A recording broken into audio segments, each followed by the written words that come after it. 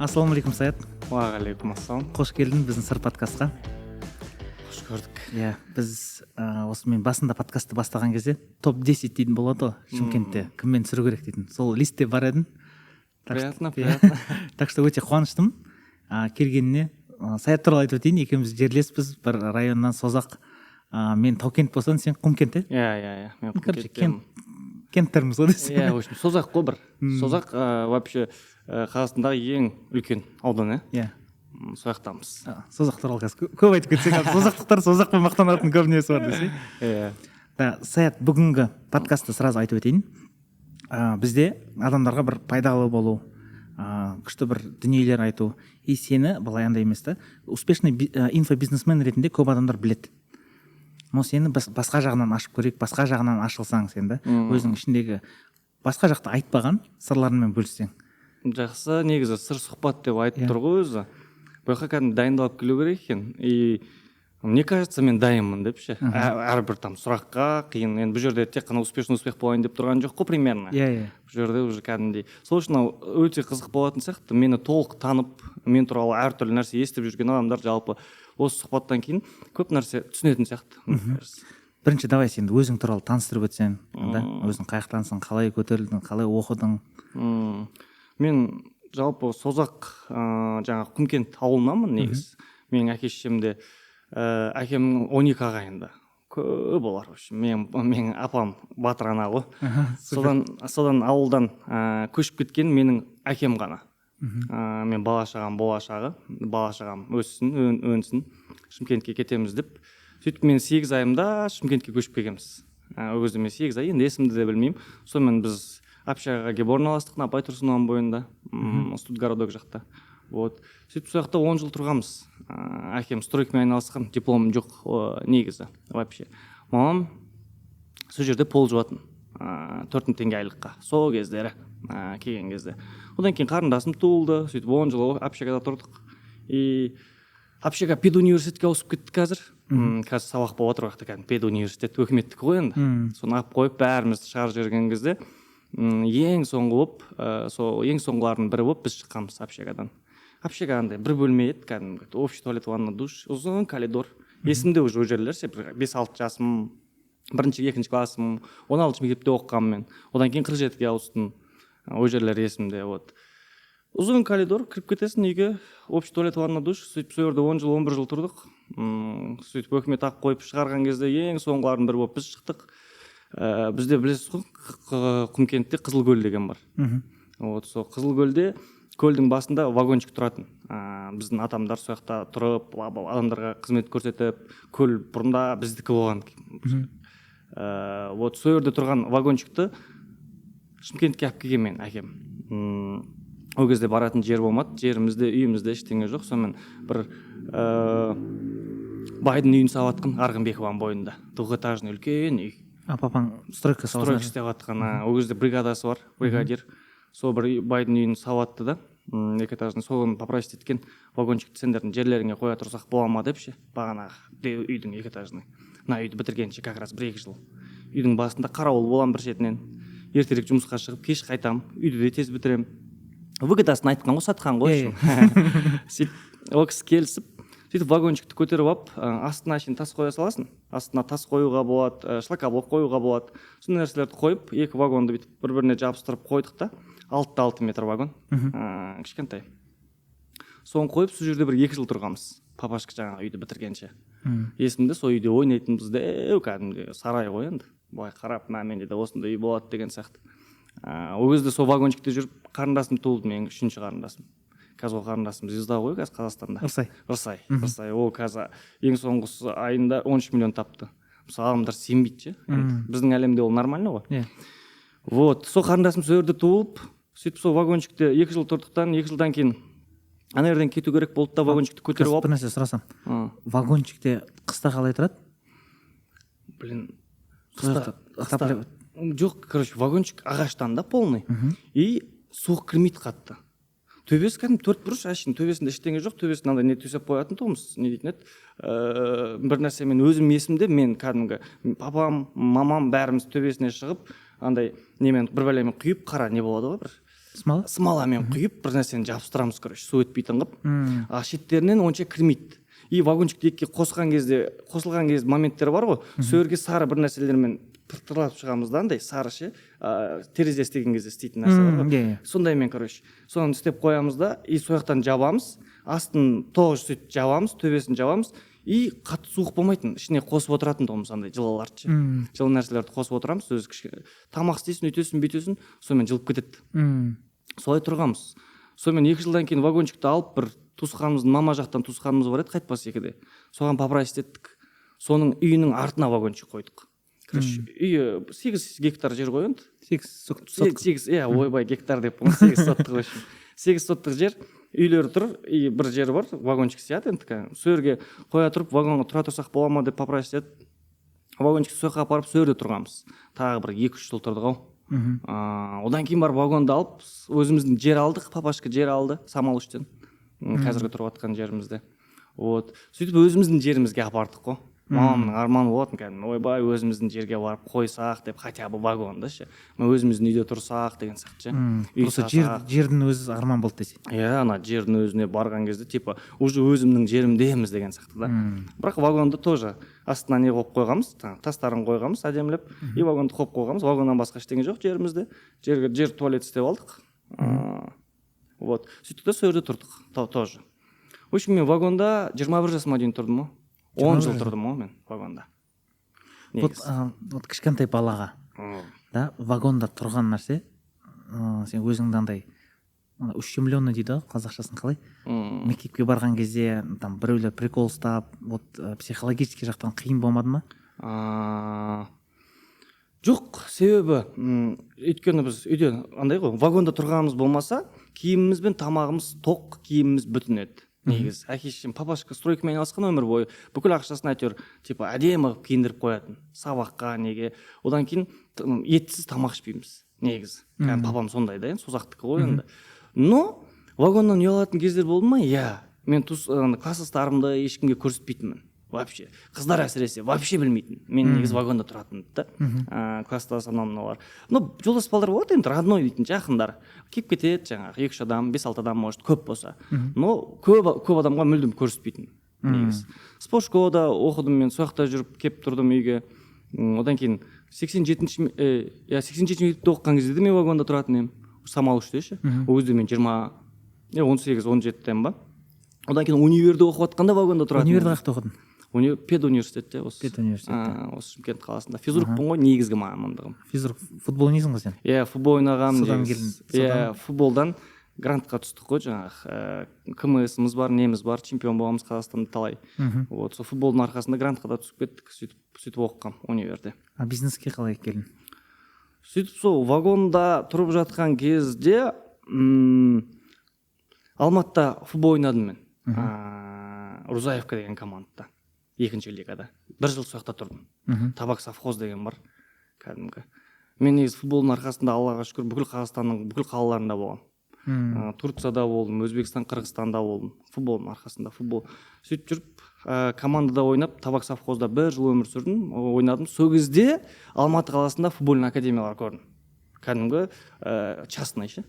Саяхаттаудың жақсы жағы дейсің ба? Өте маңызды ғой енді бизнесменге саяхаттау. Енді ол кезде біз жаңағыдаймыз.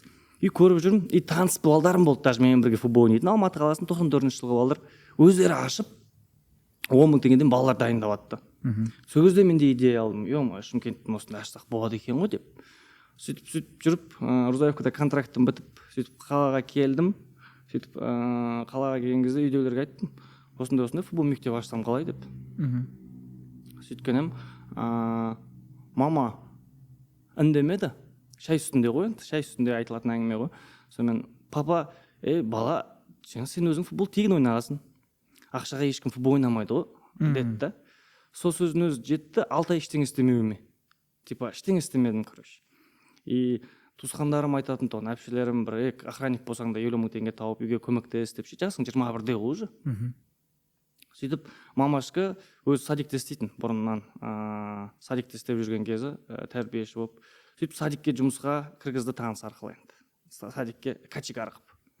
Сөйтіп, қыс ауасында 4 ай качигар болып жұмыс істедім 55 мың айлыққа. бірінші жұмысың кочегар болды ма сол кезде? Иә, барасың от Историяң өте қызық екен ғой. иә барасың от жағасың, от жаққанда қалай кнопка ғой короче, енді от жағып жүрмейсің, дамыған заман. Барып қар болса қар көресің, ананы кнопканы басасың и жылылау болады. Өзі бір кровать бар, сол жерде ұйықтаймын, кітап оқимын, күнде осылай. Жаңағы папашка айтты ғой енді, ақшаға ешкім футбол ойнамайды ғой деп. Содан кейін 6 ай ғой науыш. Сөйтіп сондай бір 6 ай өтті. Ана идея әлі басымда тұр, футбольный академия деген. Сөйтіп бір әңгімеде қайттан қозғаймын да мен. Футбольный академия ашсақ қалай? Ашайын деп жатырмын. Там көп ақша керек емес, жалпы. Өзім бастап кете аламын, өзімде ақша бар деген сияқты.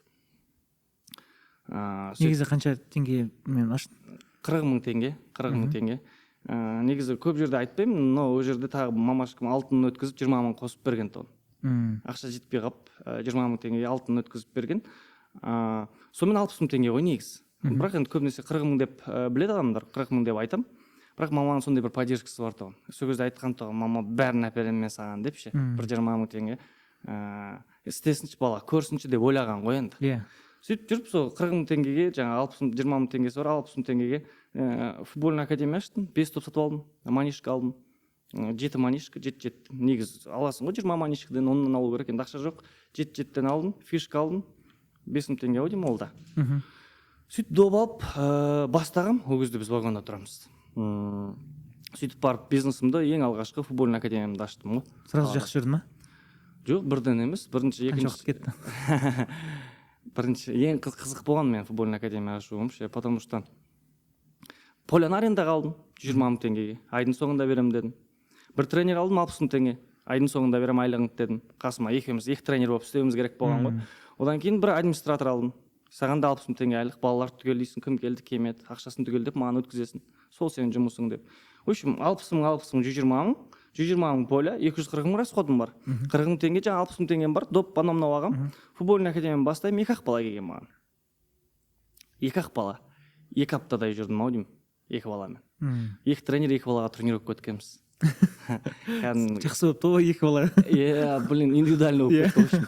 Бірақ қиын болды, жаман ол кезде ше, андай состояние деген енді бастағасын 2 бала тренировкаға барғың келмейді, ана екеуі келмей-ақ қойса екен деп ше. Бірақ ол екеуі қалмайды, өйткені ақша төлеп қойған. Сөйтіп администраторым түгелдеп жүр мысалы да, кім келді, келмеді бәрін. Сөйтіп бір 2 аптадан кейін олар да кетіп қалды, администраторым, тренерім, ақша жоқ қой деп ше. Ақша төлей алмайсың бізге деп. Одан кейін бір өзімға бары қарай жұмыс істеп қағаз тараттым.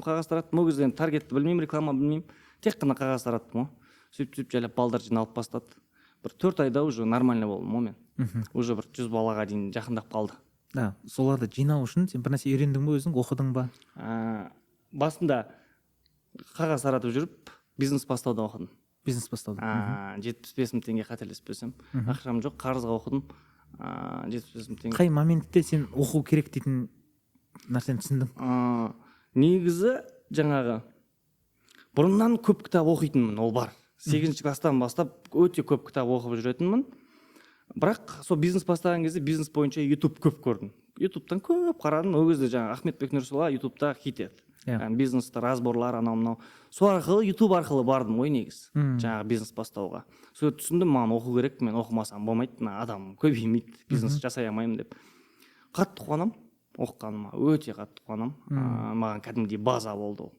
Кәдімгі сол жерде мен түсіндім офферді, копирайтингті, рекламаны, кім клиентің болады сенің, қалай сатамыз. База жинадың ғой? Иә, соның бәрін сол жерден үйреніп, таргет запускать етіп жайлап, сөйтіп балаларды көбейте бастадық қой біз. Бірақ рекорд істегенбіз, біз 9 айда 1 жылға жетпей 10 точка ашқам Қазақстан бойынша, тез. Бірінші 3 ай, 2 ай қиын болды, ары қарай уже тез рост болып бастады ғой. Мен команда собирать еттім. Команда жинадым, командамен жұмыс істейтінбіз, управление салдым, директор көмектесетін. Одан кейін барып уже басқа қалаларға шығып бастадым. Конечно, ошибкалар болды басқа қалаларда негізі. Енді смотри, получается басқа сен конкуренттерің енді білім алмады ғой, дұрыс па? Білім алмағандықтан сен конкуренттерінің сен тез озысқан себептердің бірі болды ма? Иә, негізі айтады ғой, конкуренттерден оздыратын бір нәрсе, кәсіпкерлер арасында конкуренцияны жеңудің ең главный нәрсесі ол обучение, оқу, білім алу. Ол сен уже новый бір нәрсе біліп тұрасың. Мысалы мен Шымкент қаласына администратор дегенді мен қойғам, футбольный академияға ең бірінші. CRM система дегенді мен қойғам. мысалы CRM системамен клиентің келді келмеді. Мен бұрында бүйтіп зерттедім да, конкуренттерім бар еді бұрыннан 3 жылдан бері 5 жылдан бері істеп жүргендер бар футбольный академия. Бірақ бір нәрсе, заявка тастайсың, жазбай ақ қоя салады, звондамайды саған. Или звондайды да, сонымен ертең тренировкаға келіңдер пробныйға дейді. Мен кәдімгідей інімді алып барғам. Лаура деген әпшем бар, сол әпшем балдарын, мен жаңағы інілерім деп футболға алып барғам, короче. Пробныйға апарасың. Сөйтесің да пробныйдан кейін болды, рахмет, ойланып көреміз деп кетесің. Ертесіне хабарласпайды. Не шештіңіздер, келетін болыңыздар ма деп ше. Уже типа көбісі әшейін тренерлер да. Бизнес істей алмайды. А мен мына жақта бизнесті оқығаным, білім алғаным қатты көмектескен. Мен администратор, CRM система, офферлер, әртүрлі продажа, оны дұрыс сату, осы нәрселердің бәрін меңгергенім мен тез өсіріп жіберді. Енді, конечно, одан кейін самый главный мен мақсатым үлкен болды енді. Аналардың бәрі бір миллион сол кездегі мақсатың қандай еді? 10 точка ашу Қазақстан бойынша. Сол менің бір главный целім болды сол жылға.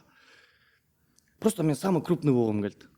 Типа футбольный академияда Қазақстанда ең крупный қанша екенін қарасам, жастар деген футбольный академия болды, ода 8 точка. И ойладым, типа, оны істеймін да мен крупный боламын деп. Жастар Данияр ма? Иә. Мен Астанада бір ассоциацияда едік. Вот соны көретін. Білесің бе? Қарайтын едім. Мен сол кезде бір естіген сұрақтарын бастайын да. То, что сендер жастардан көп нәрсені алдыңдар дейді. Сол рас па? Иә. Данияр соған жынданады да. Вот в Шымкенте у тебя есть парнишка Саят дейді. Он много что копирует. Иә. Мен ойлаймын, бизнеста тез рост істеу үшін копировать ету кайф деп ойлаймын. Ол негізі бүкіл әлем копированиеден тұрады деп ойлаймын мен. Негізі мысалы біреу үлкен үй соғып бастады, тағы біреу салды деген сияқты. Либо типа әлемде ең көп ақша тауып отқан мысалы Zara ғой компания. Максима, в общем, Zara. Олар немен танылады? Олар копированиемен танымалды. Ең бірінші мысалы мына жақта Gucci-да, там Balenciaga-да мода болады, жүреді бір аптада бір рет көрсетеді новый киімдерді, коллекцияны. Зараның адамдары отырады сол жерде. И 3 күннен кейін Зарада тура сондай киім болады, бірақ арзандау ше. Тура сондай киім арзандау. Даже олар бір-біріне кәдімгі чатпен жіберіп отырады, мынандай көрдіңдер ма, мынандай істеңдер деген сияқты ше.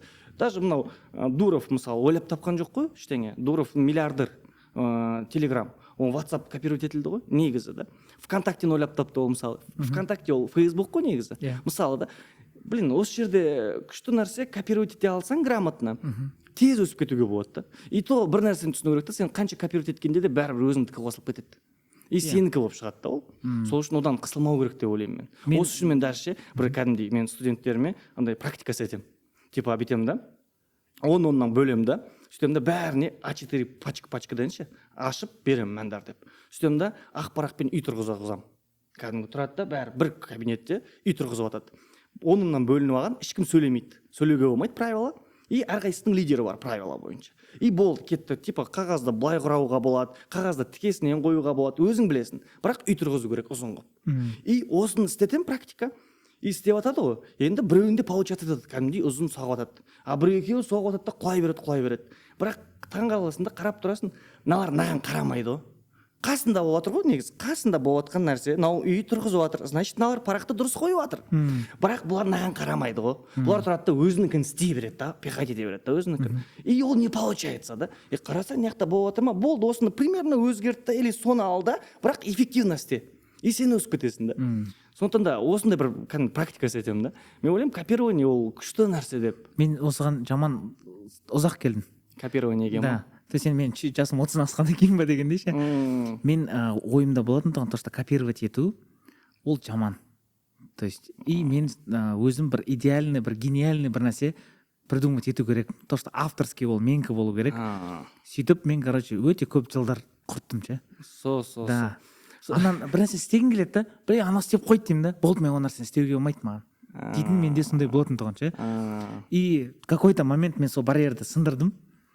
Да, и содан кейін уже баналегде жүрді да. Бұл жерде копировать деген кезде енді біз один в один емес қой, сен по-любому өзің бір неңді қосасың да, изюминкаларыңды, өзің идеяларыңды, и ол уже чуть-чуть уже басқаша форматта болады. Иә, и то копировать еткен кезде самый крупныйдан, самый крутойдан алған жақсы деп ойлаймын. Мен жастардан біраз нәрсе алдық, үйрендік негізі. Но одан бөлек мен Foodbik деген болатын, кәдімгі 146 точкасы бар СНГ-де. Вот сол жақтан қатты копировать еткем.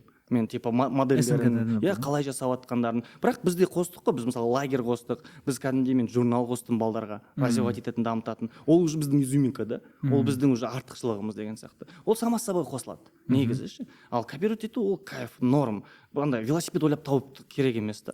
Жүріп жатқан бизнес модельді аласың да көтересің, болды, ақша. Вот смотри, біз сенімен 2020 жылы таныстық қой, мен как раз Шымкентке көшіп келдім, сен осы Арманс не деді, біз бизнес ассоциация видео түсіріп поле да, есіңде ма? Иә. Сол кезде кәдімгідей бала едің, да? Вот ана видеоны көрем, сен ол кезде, по-моему, инфобизнес әлі жоқ тұғын. Инфобизнес сенде қай моментте пайда болды? То есть сен түсіндің бе, футбольный академияда қатты көп ақша таба алмайды екенмін, лучше мен мына жаққа өтейін.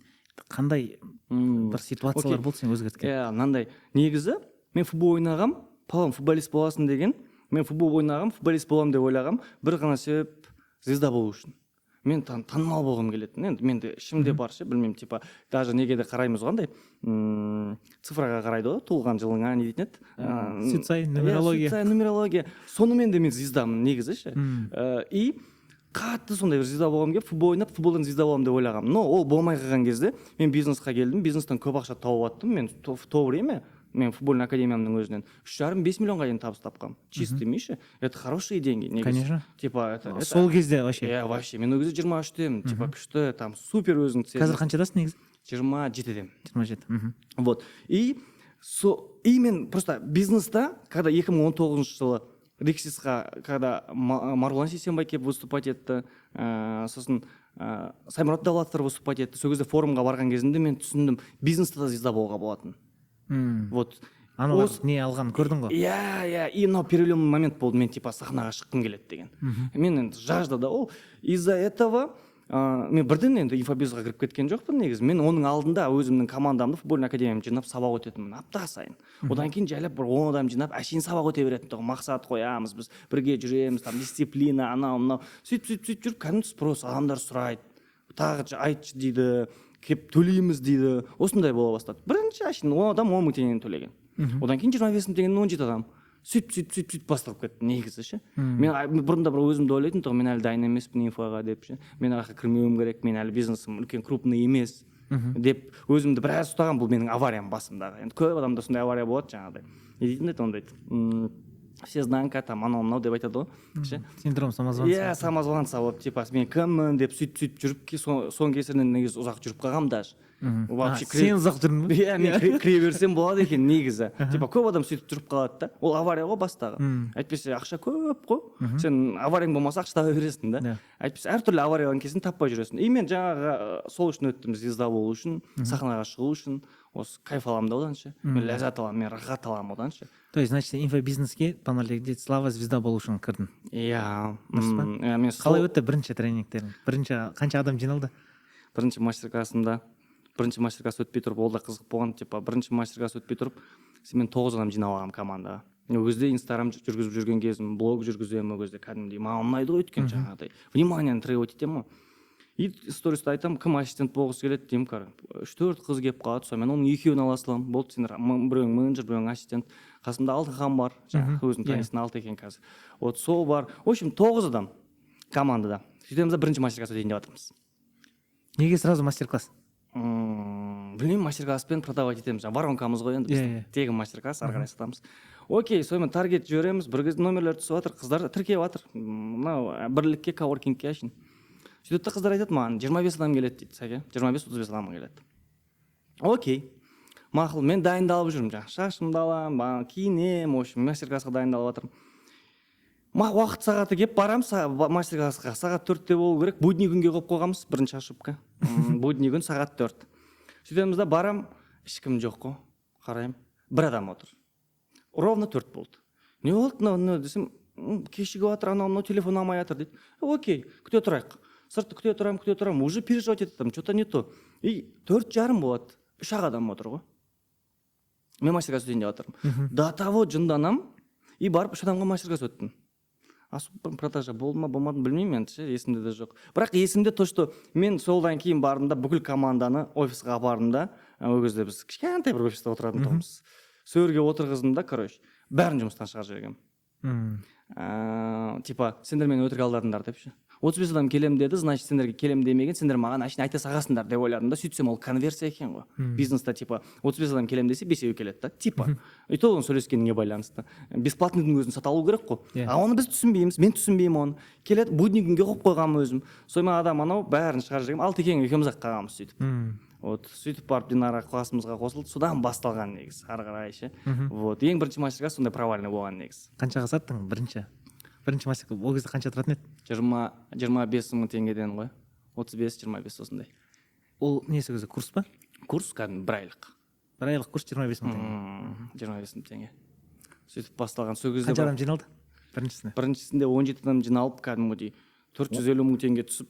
17 адам жинадың ба сен сразу? Иә, біріншісінде. Ол менің аудиториямнан келді, жылы болып қалды. Сен блог жүргізген адам. Иә. Мен вообще позор болғам. Біріншісінде 4 адам жинаған ғой мен. Мастер-классқа ма? Жоқ, продажа же. Бірінші потогым солай 4 адаммен бастап кеткен ғой, короче. Енді басында мына күні басталады деп қойдық қой. Сөйтіп мен ойладым да, қазір салып жіберемін, адамдар келіп сатып алады деп ше. Сөйтіп 50 мың теңгеден 4 адамға сатып, короче, и то екеуі досым, біреу қарызға. Сөйтіп басталады бәрі. Барлық ана инфобизнеске ойлайды ғой қазір адамдар. Қазір бастай салам, сала салам, адамдар сатып алады там да, миллионный продажи деп да. Қазір сонда бір иллюзия болады ғой, барлығы сөйтіп бастап кетті деп ойлайды. Мен айтамын, сол 100 мың 200 мың отырдық деп ше. Конечно, сол просто инфобизнес тоже бизнес қой. Оны просто бизнес ретінде қарай алу керек та оған. Бизнес мышление бәрібір болу керек ол жерде. Ал және бағанағы жерде сондай ошибка болды. Кейін 17 екінші потогымда менің 5 адам болып қалды. Жаңағы полный в минус кеткенбіз. Ол жерде не үшін? Мен не үшін 5 болып қалдым. Потому что бірінші потокта мен ойлап қалдым, осылай сатыла барады екен деп. 17-тен кейін. Иә, өйткені олардың бәрі уверенность көтеріліп кетті. Иә, уверенность көтеріліп кетті, олардың бәрі жылы екен ғой. Ал холодный біз сата алмай қалдық та. 5-ақ продажа, и біз зал арендаға аламыз, там спикерлерге ақша төлейміз, там то все. Полный в минус жұмыс істегенбіз бір ай. Вот сол кезде, кстати, мен декларация қабылдаған өзіме сол 5 қыз сатып алған. Олар көрсе танит біледі олар ше. Қазір молодец болып көтеріліп кетті сол қыздар ше. Сол 5 қыз алды, сол 5-еумен бірге оларға декларация қабылдатып тұрып, Алтынхан екеуміз декларация қабылдағанбыз. Ол кезде мен iPhone 10 ұстаймын. 11 ма, 10 ба. Сол кезде айтқам, егер келесі потокқа 35 адам жинай алмасам, онда Инстаграмымды удалить етемін да, на iPhone-ды 5-еудің біреуіне подарить етемін деп. Алтынхан да сонда декларация қабылдады. Сонымен екеуміз бір ай кәдімгідей пахать еттік қой. Сөйтіп 38 адам жинадық. 38 үшінші поток уже. Содан басталып ары қарай кетті уже, нормально болып. Біз бір планканы көтеріп алдық та, 35-ке. Ол уже одан төменге түсіртпеді бізді ше уже. Уже басыңдайын ғой. Бірақ декларацияның арқасында ше. Өзіңе сөз беру, адамдардың алдында айтып қою, енді қазақпыз ғой, артымыздан бір тіреп тұру керек та бір нәрсе ше. И кәдімгідей жұмыс істеп кеттік та біз. И содан кейін уже Құдайға шүкір жақсы болып кетті. Ары қарай уже нормально болып кете бастады уже біз. Вот. Мен давай енді шамалы хейт сол жақтарға оралайық. Мен бірінші естіген нәрселерім. Тоже мен мына жақта жолғамын ғой. Адамдармен неше түрлі Сиретта маған келіп сен туралы ең көп сұралатын адамдардың бірі болдың ше. Сиретта маған енді бір жігіт келеді, сөйтіп айтады, смотри, говорит, он лайк-центр да, просто қазақшаға переводталған. Біздің авторские права анау-мынау. Все говорит, маған не деп айтасың деймін да? Иди ему скажи. Ну ты же шымкентский, поговори с ним дейді. Ну я говорю, он ну что считает нужным, то и делает деймін да енді. Вот, сен сол лайк-центрдің курсын алып переводтаған дейтін нәрсе рас па? Иә, біз ол жерден көп нәрсе алғанбыз лайктан, потому что біз өзіміз оқыдық, оны практикада применять еттік. Мен оны футболыма қолдандым, из-за этого менде 10 точка болды. И мен оны қолданып, лайк-центрда енді ең бірінші үйретеді ғой, бірінші клиент деп ше, сатасын, одан кейін клиент табасын. Мен соның тактиканың арқасында лагерь істегем 2019-да. Лагерь 20 мың теңгемен лагерь бастап, 2 айда 6 миллион чистыми тапқам. Кәдімгі лагерден да. Типа бардым бір күлікке әшейін машинамен, лагерлердің бәрін араладым, сөйтіп біреумен келістім. Жаңағыдай бір адамға 30 мыңнан келістім, 10 күнге лагерь. Сөйтіп ақшасын алдын ала бер дейді да, мен солай сөйлестім, что алдын ала бермейтін қып, адам алып келгеннен кейін беретін қып ше, лагерь басталғанша. И мен кәдімгі 20 мың теңгем рекламаға кетті. Сөйтіп бір 68 ба бала алып бардым ғой.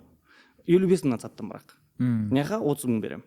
Апарам да, әр балаға 30 мыңнан санап барып беріп кетем, бір тренер қоям, и менің расходым тоже бағанағы автобус. И бағана турнир өткіземіз, там то все. И ана жерде әшейін бір потоктың өзінен миллионға аватқан кезде мен таң қалғам, короче.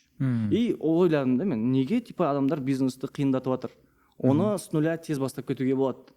Деп, копировать еткеніміз ба, ұрлағанымыз ба, бір нәрсе алғанымыз ба? Иә. біз ол жақтан көп нәрсе алдық, өзімізге применять еттік, адамдарға бердік.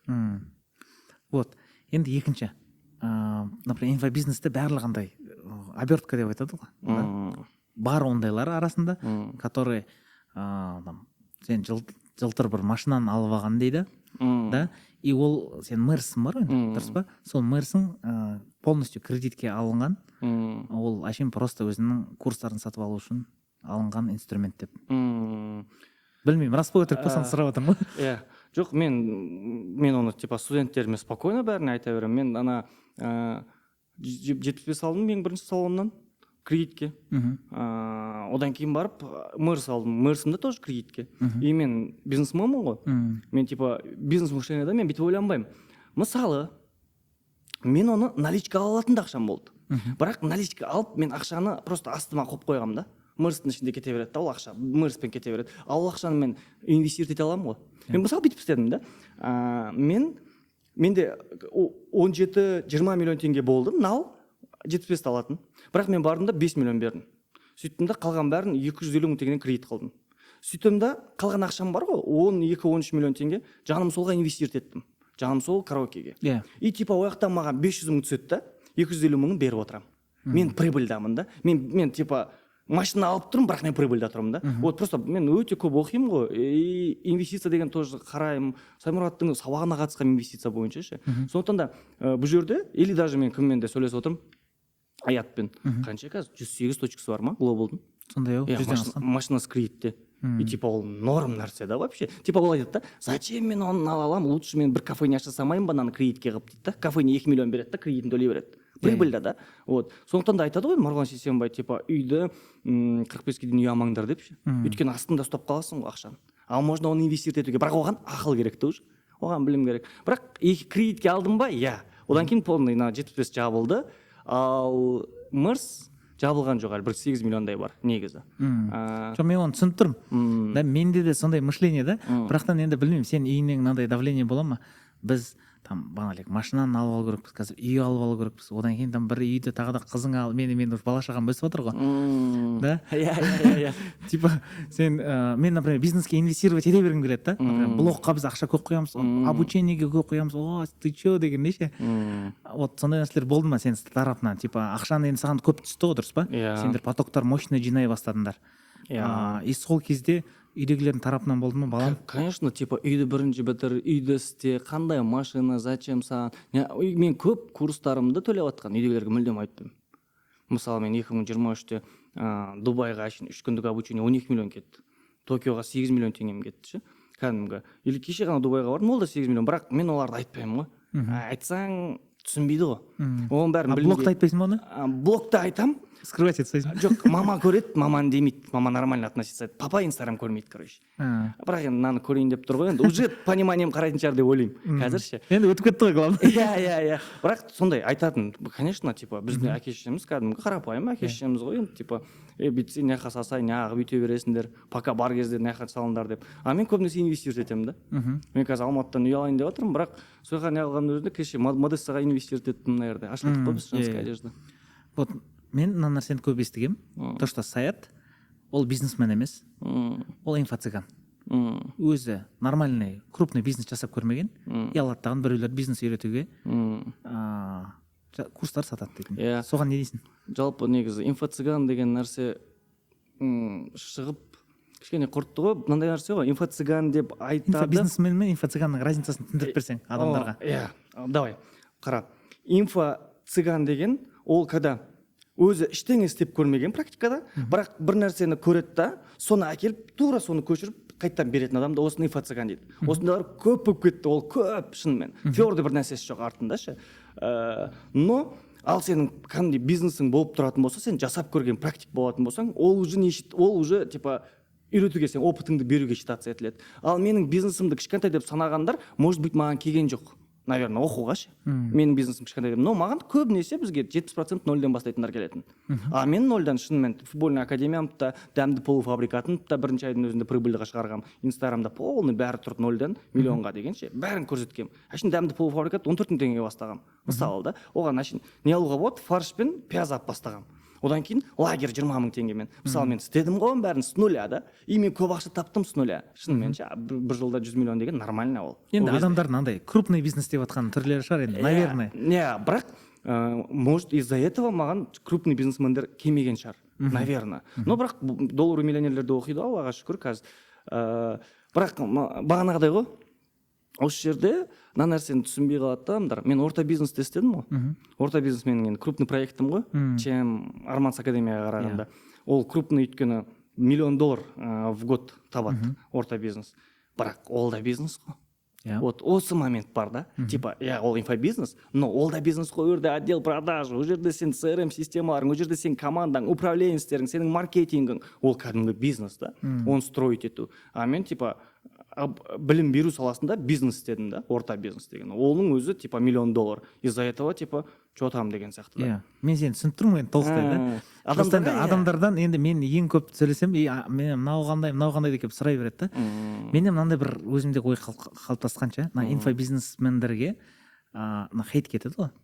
Да, олар воздух сатып жатыр, там на ровном месте ақша істеп жатыр дейтін. Оларда, мне кажется, просто зависть да. То есть ол нәрсені істеуге, баналегіде копировать етуге духы жетпейді, да, оған сен хейтке шыдау керексің, оқта баналег возврат бар, если что-то не получится, сен публичный кәдімдей адамдар инстаграмға салып, сен жамандау мүмкін. Ол духтардың бәрін жетпеген адам өзі не істейді? Мен осындай қолымнан келмей, ешнәрсе келмейді деп айтпайды ғой. Сөйтіп там біреуді түсіреді. Олардікі өтірік дей салған, ол кайфта өзіне ештеңе істемеуге ше. Ал негізінде инфобизнес, егер бизнес ретінде қарап дұрыстап масштабно істейтін болсаң, көп бизнестен қиын. Мен айтатын едім, инфобизнес ең қиын бизнестардың бірі. Өйткені адаммен жұмыс істейсің ғой, саған там адам $1 миллион төлеп тұр, ол сенен сұрайды, ол спросы бар ғой оның, ол ақымақ емес қой, ол сен результат обещать етіп тұрсың ғой. Типа ол кәдімгідей қиын бизнестардың бірі деп ойлаймын мен. Нан істей алған адам басқа бизнестарын да істей береді деп, оны біз дәлелдеп шықтық қой. Алтыхан екеуміз қазір автосалон с нуля істеп тастадық. Алтыхан қазір салон ашты, мысалы да, спикер, ештеңе бизнес жоқ, оқытатын ек. Қазір Модесса үлкен кәдімгідей магазин, там Наурыз паркте, екінші этажда барыңдар да көріңдер, мысалы да, біз бизнес істеп жатырмыз. Вот мен осы туралы тағы да бір нәрсе естігемін. Мен, короче, сырласуға адамдар көп келеді. Мен бүгін типа ашылуға дайынмын. Вот, например, бұлар инфобизнесте курста ақшаның бәрін жасап алды.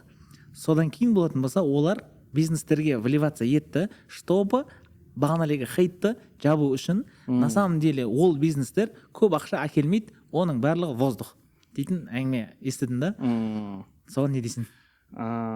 Окей, көп ақша деген әркімнің понятиясында әртүрлі ғой, бірақ менің футбольный академиям полный автоматизированный да, менсіз жүретін. Мен мысалы Алматыдамын, үлкен жарыс болып жатыр Арманс клуб деп, мысалы да. Алдында история саған ғой? Типа ол жерде маған типа в год 100 миллионнан көп істейміз в целом. Наяқтан ақша табады көп, и наяқтарына салады, чтобы жабу үшін деген нәрсе ғой. Мен ойлаймын, типа жауып оны не керегі бар оның, мен даже оны жаратуға да құқығым бар деп ше. Мен өйткені результат істеп жатырмын, мен адалынан істеп жатырмын. Аллаға шүкір, Шымкент қаласында біз ойлаймын, поколение қалдырып кеттік қой кәдімгі. Бизнесмендердің, өзіне жұмыс істейтіндердің жалпы. Сондықтан да ойлаймын, өте адалынан көп ақша таптық, біз оны даже әшейін жаратсақ та болатын ек. А так біз инвестировать етеміз, бизнес істейміз. Енді курс үйрету ол ауыр екенін білем. Дұрыс па? Адамдарға көп анализи гарантия, обещание бересің ғой, адам сенен сатып алу үшін. Вот сенде сондай провалдар болды ма? Сен адамға айтасың, короче, маған там 2 миллион теңге төле, мен сені там миллионер қылып жіберем, и соңында болмай қалады да. Барлығы сенің қолыңда емес қой. Ол адамнан 90% ол адам әрекет ету керек та. Сен айтқан нәрселерін. Возврат дейтін нәрсе инфобизнесте ең ауыр. Дұрыс па? Сол туралы бөліссең болған шығар басынан. Конечно. Ондай ғой, инфобизнесте адамдар аз ақша табады, өйткені олар инфобизнес ол лед сияқты ғой, не сияқты ғой, мұз да. И оның үстінде жай жүреді бәрі, асықпай, қорқасың ғой, өйткені аласың, істей алмай қаласың деп ше. Ал инфобизнесте көп табатындар олар жаңағы мұздың үстінде жүгіретіндер. Өйткені сен батып кетуің мүмкін, сынып кетуің мүмкін мұз любой уақытта, бірақ сонда да жүгіре алу керек болады да, өрді көп табу үшін. И біз енді ең көп адам оқытқанбыз Шымкент қаласында. Мен ойлаймын, Қазақстанның өзінде біз кәдімгі бизнесқа оқытудан кәдімгі весіміз бар деп негізі. И болды ондай. Біз көп адам оқыттық, менің артымнан көп әңгімелер бар негізі. Ал возвраттар чистыми тазасынан болған, менде жекеде оқыған адамдар. Сондай кездер болған, кәдімгідей кеп 5-6 адам болып возврат сұраған кез болған. Кәдімгідей бірігіп па? Иә, блин, жаман қиын тиеді негізі ше. Қиын тиеді. Мен өзім өте көп оқығам, көп ақша құйсам да, әшейін бір мысль, бір ой аламын да, и ол ақтап тастайды. Мен ешқашан возврат істемеппін. Всегда ұстаздарымды құрметтеп, рахметімді айтып жүретін адаммын да негізі. Бірақ менен возврат сұрағандар болған, даже андай адамдар болған кәдімгі. Маған кеп 0-мен 2 миллионға шығып тұрып возврат сұрағандар болған. Қалай сонда ол неге недоволен сол кезде егер ақша істесе? Типа сабақтар уақытылы өтілмей қалды, ананы сен берем деп бермей қалдың деген сияқты адамдарға қосылып келе салады да. Түсіндіңіз ғой? Типа бір 2-3 адам болады, шынымен результат болмай жатқан мүмкін. Соларға жаңағыдай қосылып келе салады да, и мен тұрамын да, типа блин, сондай ма не деп кәдімгі адамдардың көзінше сен мынандай деп отырмын ғой, міне видео тұр ғой, міне сенің ақшаң, міне сенің бизнесің. Енді полный қайтармаған болсам да, полу қылып жартысын 30% қайтарған кезім болған. Сондай да возврат сұрағандар болған. Менде бір адамдар болған, даже өздері көрсе білет өздері даже ше. Оны танитындар да білет жалпы. Сәлем дейсіз. Иә. Кәдімгі маған 3,5 миллионмен кеп, бір айдың ішінде 14 миллионға шығып, сөйтіп возврат сұрағандар болған. Прикинь. Енді сондай бизнес та. Жоқ, смотри, олар возврат сұраса да, сен не үшін оларға қайтарып бересің?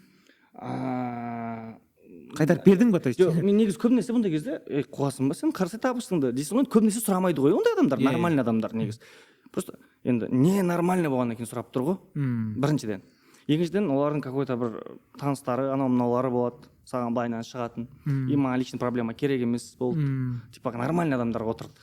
Оға дейін, сондайға дейін барды ма? Барған жоқ оға дейін, бірақ мен білетін едім сондай бар екен, өзім көріп жүрген. Из-за этого типа қойшы, окей. Жартысын разы шығарсын, андай результат істедің ғой деген сияқты қылып қайтарып бергендерім болды. Бір екеуі кәдімгідей шынымен өзімнің қателігімнен қайтарып берген кездерім болды. Енді көңіл дұрыс толыққанды аудармай, запрос толыққанды жабылмай қап. И кәдімгідей сондай кезде өзің бөлсең да, басқа, например, инфобизнеске енді кіріп жатқан или істеп жатқандар болады ғой. Вот қалай өзіңді сондай кезде өзіңді қорғауға болады? Да? Енді хорошо істе, сенде ақша болды. Например, көп адамдарда кассовый разрыв болады ғой. То есть сен әлі ақшаны алып аласың, бірақ ол ақшаны әлі жұмыс істеп өзіңке емес негізі толықтай, бірақ өзі жаратып жібердің да. Ондай ситуациялар болды ма? Жоқ, Аллаға шүкір, менде всегда ақша болды. Но менің ошибкам болған сол кезде, бір сондай жаңа ситуацияны айттым, кеп қалған ше. Сол жердегі ең главный ошибкам договор болмай қалды. Мен негізі чисто договормен жұмыс істеймін, жекеге именно жұмыс істеген кезде. И 45 күннің ішінде возврат істеп алады. Любой адам. Типа ол кеп басым ауырды десе де возврат қайтарып бере саламын. 45 күн ішінде. Ол оқып жатыр, бірақ ұнамай жатыр деп айласа болады. Не үшін өйтемін? Өйткені ондай атмосфераны құрту мүмкін ғой адам кейін. Мен оны қайтармай тұрып қалуым мүмкін, бірақ ол ары қарай жүріп атмосфераны құрту мүмкін да. Менің обучениемдегі. Сол үшін мен қайтарып бере саламын 45 күннің ішінде. Сол кезде именно бірақ менде договор болмай қалған да. 45 күн өтіп кететін еді да, и мен ребята 45 күн ішінде айтуым керек еді деп айтатын едім. Договор болмай қалды сол жерде. 6 айдан кейін, 3 айдан кейін біреулерінікі. И бағанағыдай болып кеп тұр. И мен наверное бір өзім тұрамын да, типа жауапкершілікті өзіңе алып қойғасын. Ұрысып қырылып не істемедім, окей, бәріңе болады возврат. Бірақ әрқайсысымен жеке-жеке сөйлесуім керек. Дедім да, жеке-жеке талқылап, солай құтылғам негізі. Осындай бір қиын бір момент болған. Жаман ауыр тиетін нәрсе. Просто ол жерде ауыр тиетін ақша қайтарып беру емес, ақша енді ең оңай проблема, ақшамен шешілетін проблема ғой. Ол жерде просто репутацияң, өзіңе деген сенімділігің да, вот осыған тиеді да. Вот өзіңді кәдімгі эксперт ретінде нашар сезініп қаласың. Бірақ енді инфобизнестің ол кәдімгі бір бөлігі деп қарау керек та, егер инфобизнеспен айналысатын адам болатын болса. Оған уже спокойно қарап үйрену керек. Вот хейтқа, да? Инфобизнес ол хейт, да? Баналегде блог жүргізу, кожаң толстой болу керек қой. Вот сенде болды ма сондай бір қиын ситуациялар, жаман нәрселер адамдар айтты, сен сынып қалдың там. Бір айға, бірнеше айға, білмеймін. Жоқ, желаниең жоқ. Қызық бір нәрсе айтайын, мына жерде осы жерде айтайын деп тұрмын ғой, типа сіз айттыңыз ғой, осындай жерде айтылады, айтылу керек бір нәрсе деп. Осы жерде маған білмеймін, всегда көп нәрсе мотиватор деп айтады. Саят мотиватор, Саят мотивация, там Саят әңгіме, Саят шешен, мықты сөйлейді, там сахнада күшті выступать етеді. Но типа бизнестан қатты мықты емес деп көп айтатын. И мен осыны білмеймін, 1 жыл ма, может 6 ай признавать етпегем ішімнен. Типа жоғы мен бизнесмен, мен кәдімгі инструментке үйретемін, мен мотивация, мен тек қана сөз емес деп ше. бірақ қазіргі кезде сондай осознание келіп жатыр, что мен сахнадан өте мықтымын, мен адамдардың вниманиясын ұстап күшті выступать ете аламын, бір теманы мықты қылып ашып бере аламын. Мен мотивация адамдарға да вдохновение бере аламын, вдохновить ете аламын, жаңағыдай новый белеске. Ол да бір күшті нәрсе ғой. Мотивировать ету де ол мықты ғой, өнер ғой негізі. Бірақ мен оны онша емес қылып алғанмын өзіме. Типа мотивация ол онша емес, ол 3-ақ күнге жетеді. Сен мынандай нәрсе үйрету керексің деп признавать етпей жүргем. Ал қазір мен осымен мақтанамын, мен мотивировать етемін адамды деп ше. Мен адамдарға жақсы өмір сүруге, көп ақша табуға, орнынан тұрып қимылдауға көмектесем деп осыны қазір плюс айландырып бастап жатырмын негізі қазір ше. Ал хейттер болды ма? Естігем өзім сыртымнан да, адамдардан да. Қандай тигендер?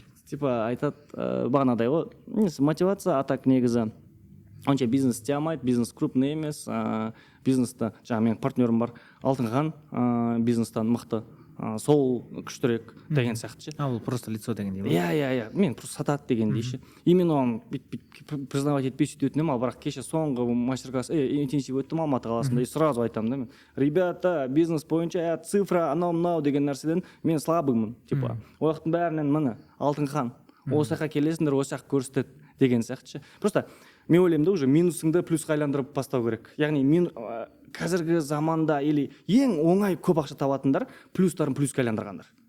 Негізі плюсыңды плюске айландырып, плюсыңды көріп, соны дамытқандар. Ал минусыңды кеп көп іздеп, минустарың бәрін плюсқа айландыратын болсаң, көп уақыт, энергия затыратын. Мен өзім мысалы финанстан шарт етпеймін ғой, мықты емеспін ғой, мен уақытта отыру керек емеспін. Бұл финансист істейді оны. Мен бизнесті солай істеймін, что адамдармен істеймін да. Барлығы әркім өзінің жұмысына жауап береді. И мен көбінесе бәрін мотивировать етіп бірге жұмылдырып, енді бизнесменнің ключевой нәрсесі деп ойлаймын, решение қабылдау, шешім қабылдаумен айналысамын мен. Вот. Мен де бір нәрсемен бөлісейін. Енді сен инфобизнесті бастадың ғой, бізден ерте бастадың. Сөйтіп менде басында қызғану болды. Да, мен ол нәрсені честно перед камерой открыто сен өзінше признавать. Бүгін ашылайық конкретно. Қызғану болды. Саят байып кетеді деген нәрсе емес. Неге мен духым жетпеді дегендей ше. Неге мен өзім бағана ішіндегі өзім таракандарымды переворачивать етіп бастамадым. Енді бизнес сфера бірдей болмаса да, но мен осы нәрсені жасағым келді, мен жасай алмадым да. И сол жерде мен конкретно айта аламын. Где-то что-то посмотреть, мен сенен қарадым да. И мен өзім түсінген нәрсем, бізде андай конкуренция дейтін нәрсені андай қылып қарайды ғой ше. Бәрін адамның өзінің ризығы бар да. И біреудің істеген нәрсесін қабылдай білу да.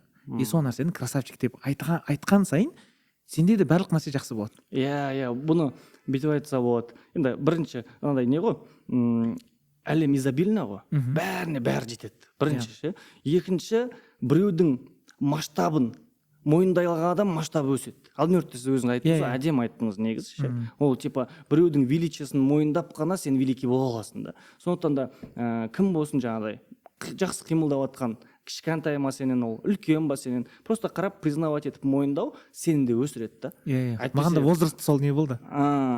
Жас балдар ой деген. Бұлар әлі өмір көрмеген ғой дегендей. Кішкене эгоң кірады ғой соны. Конечно, қазір де қараймыз ғой, матухны мысалы, мен сол жігітке мен респект ше, кәдімгі мен ертең қолын ше, молодец дегім келеді. 23-те бала, 22-23-те қателеспесем. Марғұлан Сейсенбай оқиды ғой. Сода. Кеше Алматыда сабақ болды 2 күндік, выезді ең соңғысы. Высшая лига деген істеп жатыр ғой.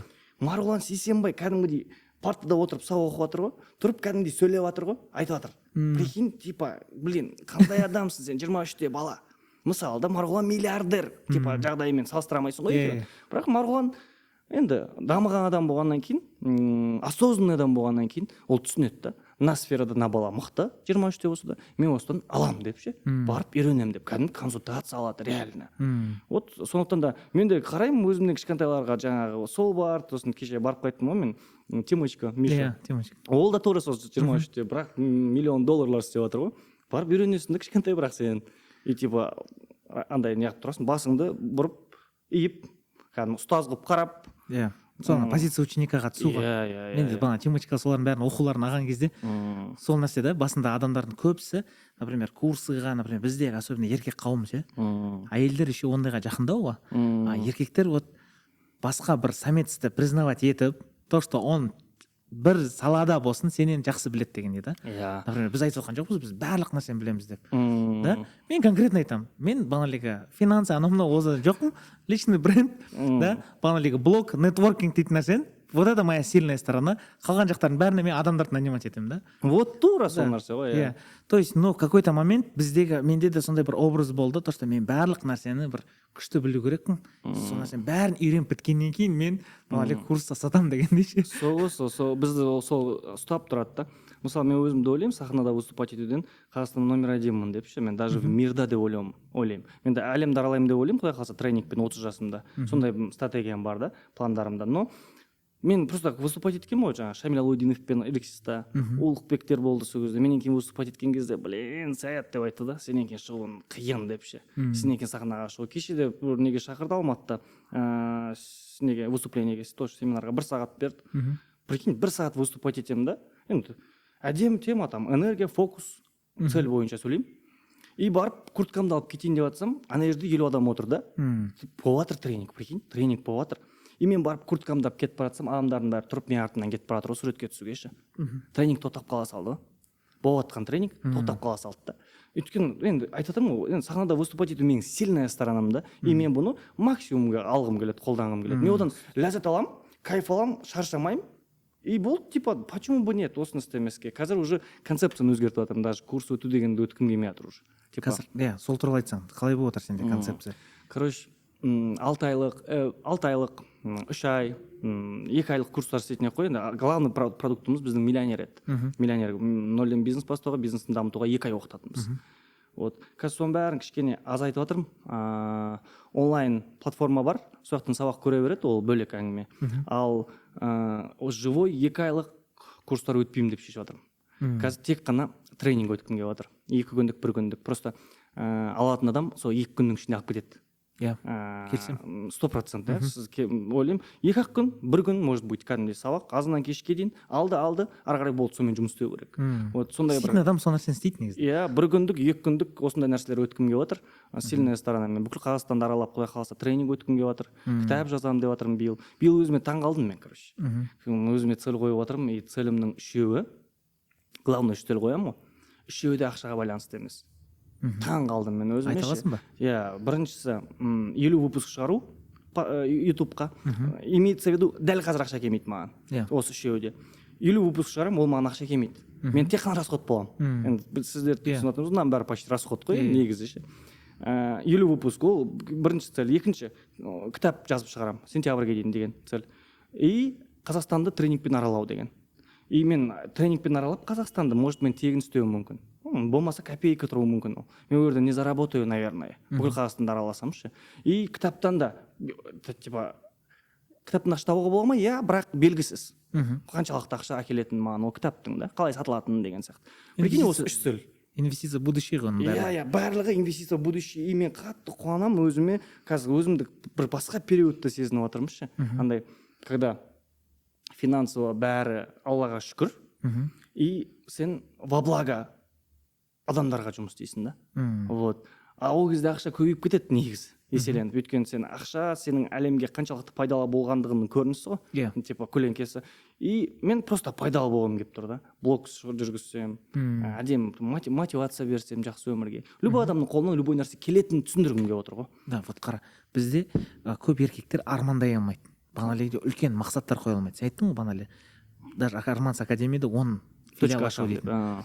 Вот адамдарға бір совет бере аласың ба? Мен вот армандай алмай жатырмын, үлкен нәрсені не істесе болады ол?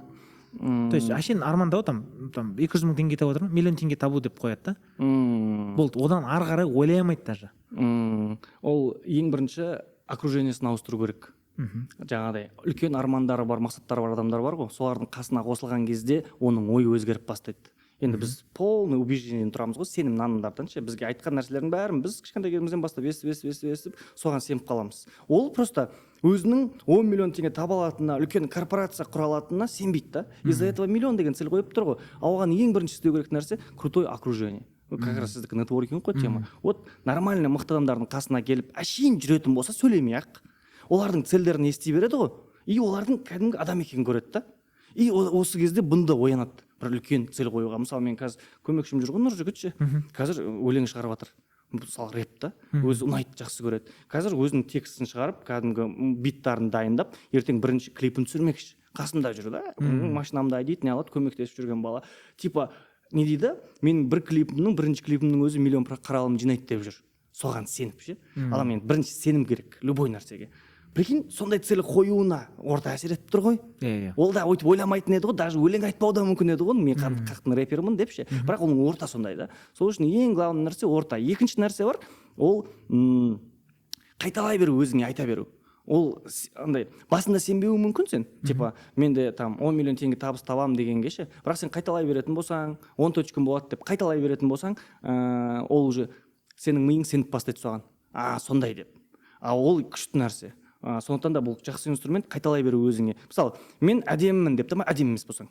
Мен әдемімін, мен шашым әдемі, мысалы да. И сен өзіңнің әдемі екеніңе сеніп бастайсың. Мен өзіме көп қайталаймын да. Я молодой, я успешный деп ше. Я молодой, я успешный, я красивый, я умный деп ше. И типа оны қайталай бергенім менің сондай умный етеді да. Уже умный болмауға болмайды. Жаңағыдай онша емес нәрселер істемейсің сен. Өйткені сен умныйсың ғой, сен молодойсың, сен красивыйсың ғой. Осыған жарасатын нәрселер істелінеді да өмірде, маған жараспайтын нәрселер істемей қоясың. Сен өйткені соны айтып жүрсің ғой өзің. Солай действовать етеді ол нәрселердің бәрі. Вот бәрі біздің басымызда ғой, ең күшті нәрсе сенім. Біз неге сенеміз? Мысалы, всемирный популярный боламын дегенге сенсең ол болады. Сенім да просто. Мына 10 миллион теңге табыс табамын дегенге сенгеннен кейін барып сол табыс келеді. И ең күштісі вообще соны тауып атқандай жүру негізі ше. Идеальный точка Б деген нәрсе да. Вот маған қатты өмірде көмектескен. Ол состояниеге қалай кіресің?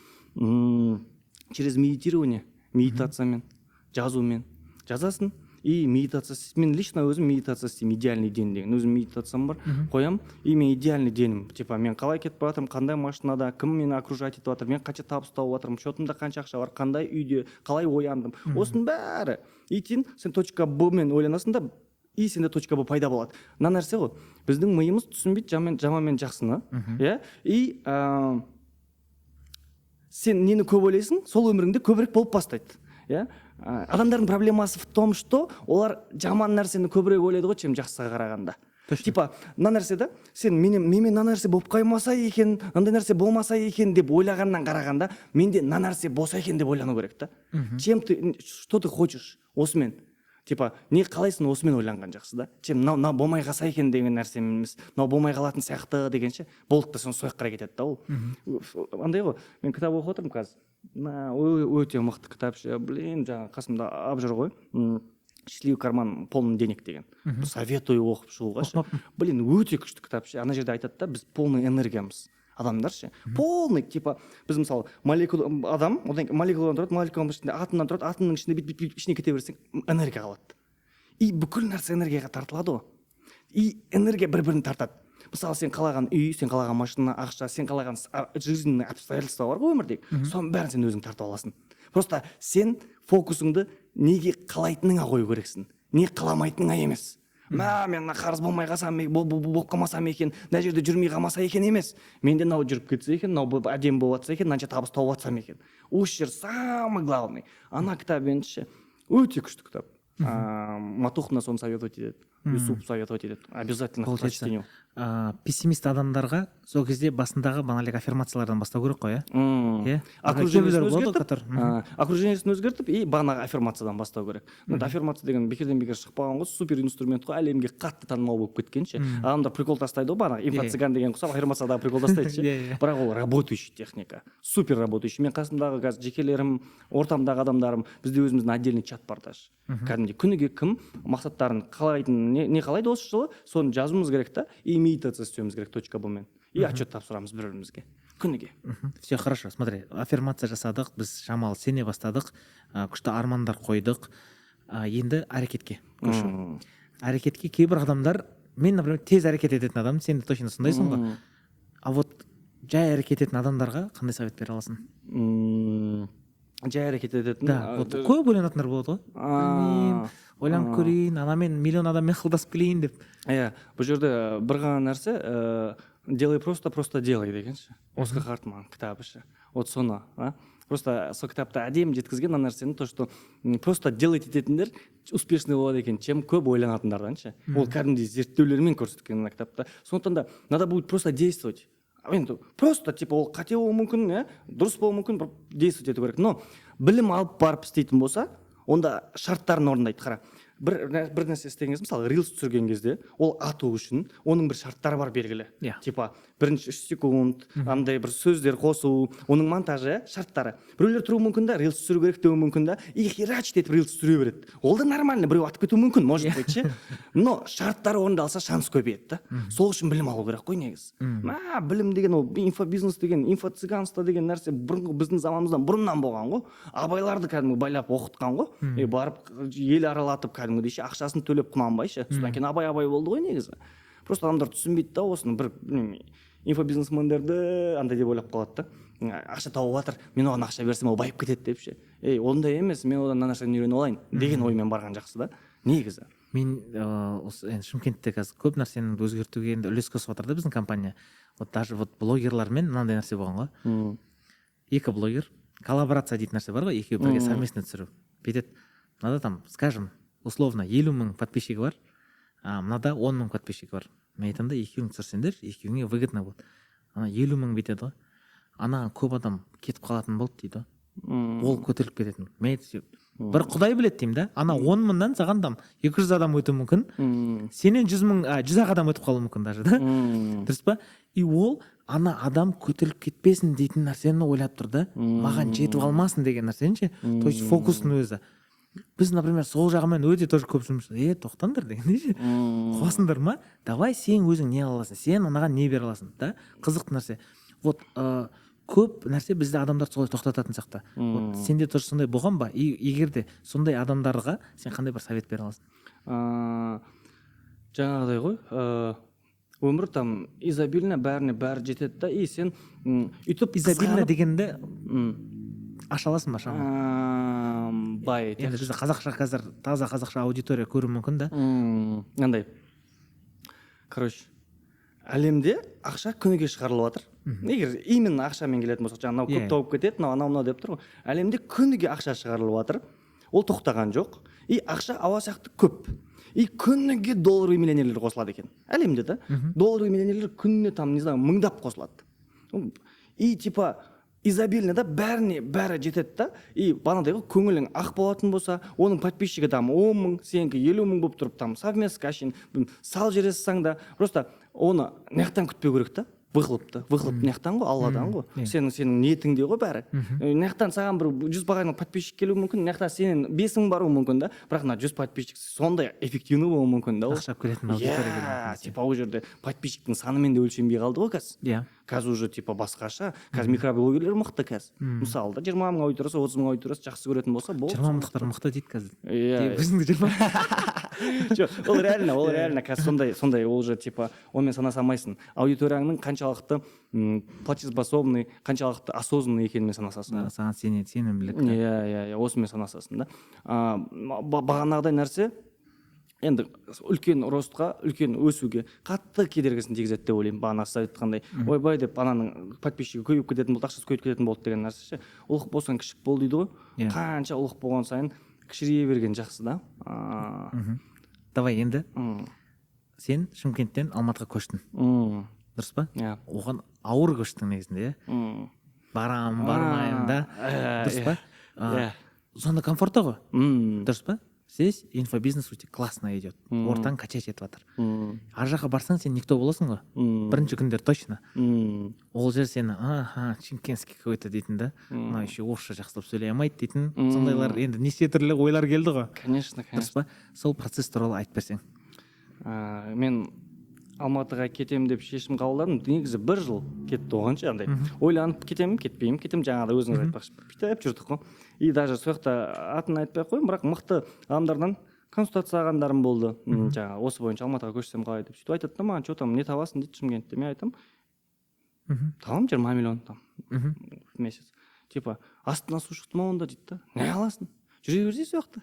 типа Шымкентте жүре берсең нормально ғой, бәрі кайф емес па деп ше. Конечно, зона комфорта Шымкентте корольсың ғой, звездасың, сен бәрі таниды, любой жер сені танып нормальный столик береді дегендей да. Там бір бәлелерін жібереді ма деп ше. Вот. И кетуіме себеп биттім. Қарадым, параққа жаздым, Алматы дедім, Шымкент дедім, плюстар мен минустар дедім. И кетті. Алматыға барсам не алам? Алматыға барсам крутой тусовка, мықты адамдардың бәрі сояқта, орта мықты болады. Бір плюс, мынаяқта минус. Алматыға баратын болсам, типа ар жаққа мынаяққа, анаяққа шығасың ғой шетелге. Алматыдан көбінесе ұшу керек болады да. Вот жақын Алматы. Плюс уақыт экономить етесің. Кетті. И типа ең көп там көп ақша табатындар, долларовый миллионерлер, тағы басқалар. Қақта көп, Алматыда көп. Кете береді Алматының плюстары ше. Шығып. И мынаяқта тек қана бір плюс болып қалды, ол жаңа туысқандарым ғана. И ол мені остановить ете алмады, типа жоқ. И самый главный причина көшуімнің, мен жаңағыдай ғой, бір нәрсе істесем лучше болғым келеді. Бір нәрсе істесем номер 1 болғым келеді. И номер 1 болу үшін мен Алматыда жүруім керек деген шешім қабылдадым. Өйткені әрбір істің лучшылары сояқта да. Әрбір істің, ол инфобиз болсын, ол бизнес болсын, ол жаңағыдай КВН болсын, ол там әншілер болсын, ол финансовый центр ғой Алматы. Ең мықтылар әрбір сферада сояқта да. И тұрдым да мен типа жоқ, мен кетуім керек деген сияқты. Но былай болып и в конце кеттік қой. И өкінбеймін, кайф. Да, вот қара. Енді тура солай ойлап жатқан адамдар болуы мүмкін да. Сен сияқты бір жыл ойланып жүргендер ше. Сол адамдарға беретін советің. То есть барған кезде сен қандай қателіктер жібердің? Негізінде Шымкенттен осы нәрселерді дайындап келу керексіңдер дегенде ше. Ол жақта қандай реальность күтіп тұр? Вот сол туралы бөліссең. Алматыда более конкретный адамдар негізі. Вот осыған кішкене мән беріп абайлау керек нәрсе, түсінген нәрсе меніңше. Конкретно деген қалай? Сен бір біреудің алдында бір нәрсе деп сөз беріп қойдың ба? Или бірдеңе ертең болды, мына уақытта кездесеміз дедің ба? Или сондай бір нәрсе Шымкентте там прокачать, бармай қалдың, үйте салдың, бүйте салдың, кешіп қалдың деген. Иә, там үйтіп қалдың, бүйтіп қалдың, құтылып кеттің деген сияқты. Ол уақытта ондай өтпейді. Бұл саған уже басқаша қарай бастайды да. Сен уже сыйламай бастайды. Сол үшін осы моментке өте абай болу керек та. Алматыға баратын болсаң, көшіп барсаң негізі. А так типа қатты не емес, но осындай моменттер. И адамдармен жаңағы сіз айтпақшы нетворкинг, адамдармен араласу қабілет, адамдармен сөйлесу, осы нәрсе жақсы болу керек, чтобы коммуникация құрып крутой ортада нормально жүріп кету үшін, ары қарай уже сені сыйлап кету үшін да. Сен, например, Шымкенттен Алматыда таныстар бар еді ғой, инфобизнестен сценада выступать етіп жүргендер уже сені танитын еді да. Сол саған қаншалықты көмектесті? Сен оларға барып, короче, ребята, мені анау-мынау тусовкаларға тығып жүріңдерші дейтін нәрселермен шықтың ба? Ол нәрсені істеуге стоит или не стоит, или вообще не дейсің? Мен биттім, короче. Мен андай ходпен бардым. Бардым да бірден сразу там Норс бар, соның обучениесін алдым. Сразу, чтоб сразу нормальный адамдар алып жатыр оны, нормальный орта болу үшін. Екінші тұрап синдикатқа кіріп кеттім. Сразу орта керек маған өйткені. Барып бір өзің жүре алмайсың ғой жатам деп. И бардым да сразу синдикатқа кіріп кеттім. И вот солай кетті ғой. Уже обучение алып, и клубқа кіріп, кәдімгідей уже кәсіпкерлердің, ол жақта нормальный кәсіпкерлер 300 миллионнан көп табатындар да. И сол жаққа кірдім. Ол жақта футбол болып тұрады, анау болып тұрады, мынау болып тұрады, короче, сөйтіп жақындаса бересің. Адаптацияң тез өтті. Иә. Да, вот негізінде осы нәрсені тоже мен айтамын да, нетворкингте өте маңызды. Нетворкингті ең тез ол сатып алу ғой. Дұрыс па? Тура сен енді получается обучение сатып алдың, ана жақтағы окружение алдың, синдикатта олардан сатып алдың да, и сенің адаптацияң Шымкент, Алматыға тезірек өтті. Иә, короче, иә да, мындай ғой, не адамға жақындаудың ең оңай жолы наставничество алу. Наставничествосы бар болса, ше, онда қуан. Наставничествосы бар адам болатын болса, сен оған жақындағың келіп жүрсе, онда кайф қой, наставничество алдыңда жақындап родной болып кетесің да, өзің жаңағы сөйлескенің, араласқаныңа байланыстарға. Ал біреулер бар ғой, кәдімгі араласқың келетін адамдар, ешқандай наставничество, там обучение өтпейтін да. Қалай жақындайсың ал? Мысалы да, қиын да. Қалай ортамызды өзгертемін дейді адамдар. Обучение аласың. Солай өзгертесің. Обучение алу деген ол өзімді өзгертемін деген бірінші қадам ғой. Ал өзін өзгертемін деген кезде ғана Аллах тағала оның жағдайы мен оның ортасын өзгертеді. Сол кезде сен обучение алдың, біріншісі не орындалды шарты, сен не істедің? Мен өзімді өзгертемін деп шешім қабылдадың. Екінші, сен бардың, сен сияқты адамдар жиналып жатыр, болды, мынау сенің ортаң уже. Осындай ортада болу керексің. Ары қарай уже сен наставнигіңмен жақсы общениеде болып араласып кететін болсаң, вообще кайф. Адамдардың бәрімен де да, уже сенің бағанағы нетворкинг сен қабілетің кетеді уже. Адамдармен сөйлесе алу, взаимовыгода, сенің пайдалы бола алуың. Пайдалы бола алмасаң ешкімге керек емессің ғой. тек қана пайда күнәм болып кетсең барып ойбай маған пайдалы болады деп аралассаң қиын онда негізі. Енді сен кеттің ғой Шымкентте продажалар құлады ма, онлайнға көштің, мен сол моментті білем. Сен онлайнға көштің, ауыр ғой негізінде офлайннан онлайнға. То есть барлығы үйреніп қалды сенің офлайн тренингтеріңе, сенің энергияңды, мотивацияңды алуға. И здесь они бір моментте ол жоқ та. И скорее всего сен продажаларыңа 100% влиять етті да. Вот қаншалықты влиять етті? Мен онлайнға ауысқан кезде сразу бір 2-3 есеге құладым. 2 есе точно, 3 есе жобалап, 2,5 есе шығар. Біз бірден құлады там, прибыльдан да, выручкадан да бәрінен. Потому что онлайн типа адамдар неғысы келмейді, оқысы келмейді онша, офлайнға үйреніп қалған. И мен онлайн вебинармен сатуға тырыстым, тағы да басқа деген сияқты. Олар атпады ма? Вебинарлар, мен вебинарым датао шайды. Блин, мен датао көп дайындалды, қанша адам жүгіріп жүрші. Есінде сен біраз не алдың ғой? Қырғын 2 апта продюсерлер анау мынау, прикинь, вебинар өтетін жерге барамын, OneHub'қа барамын дейді. Жаңа мен алдында Даниярлар вебинар өтіп отыр екен, Тайыр. Умный дом. Өзі ассистенті вебинар өтіп шығып баратыр.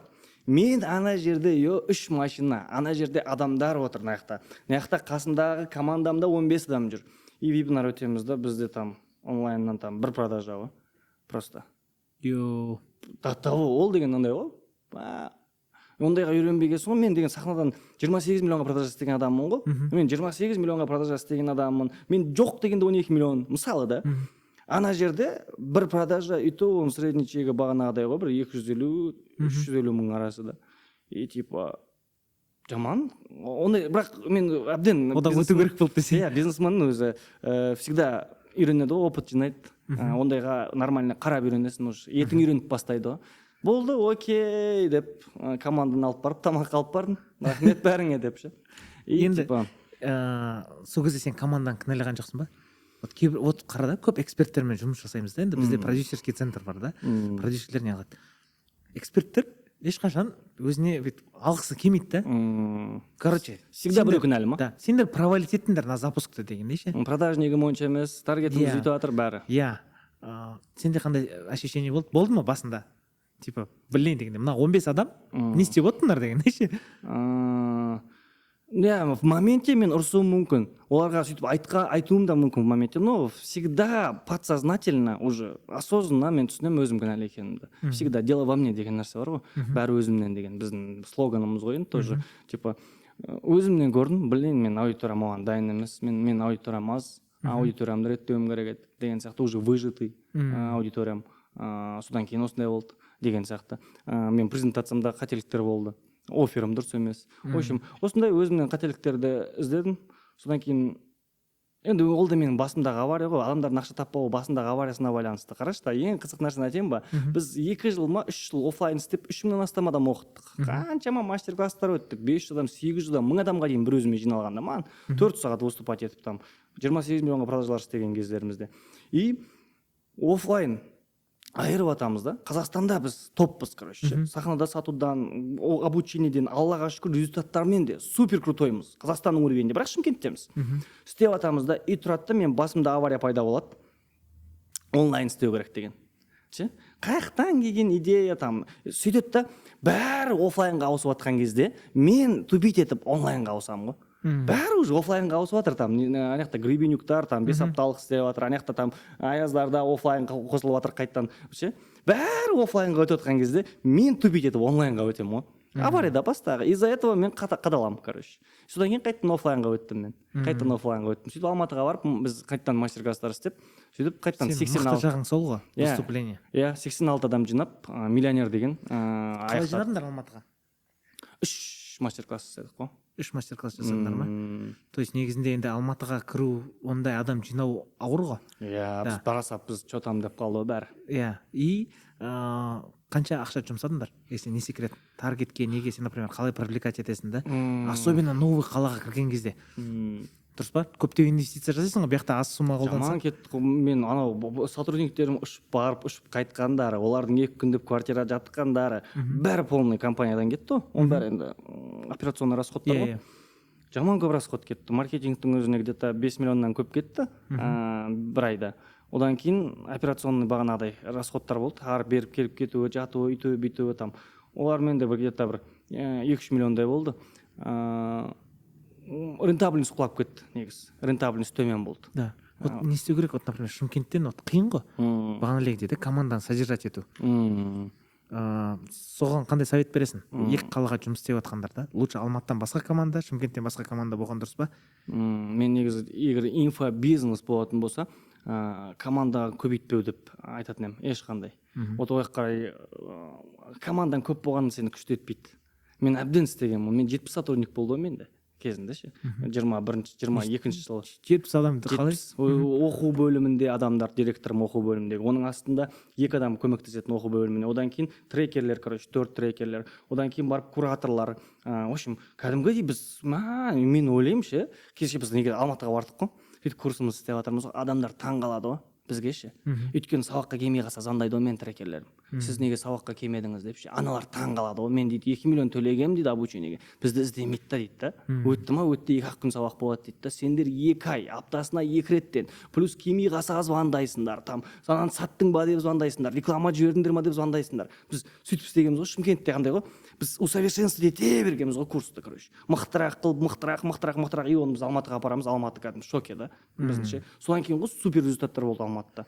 Да, вот Алматы мен Шымкенттің айырмашылығы да. Мен енді өзім байқағаным, мына зат.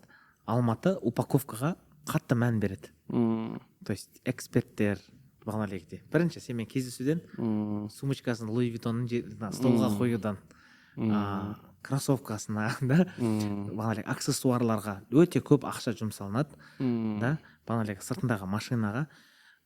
И мен өзім ойлайтын, блин, алматылықтар мықты ғой дегенде ше. Да?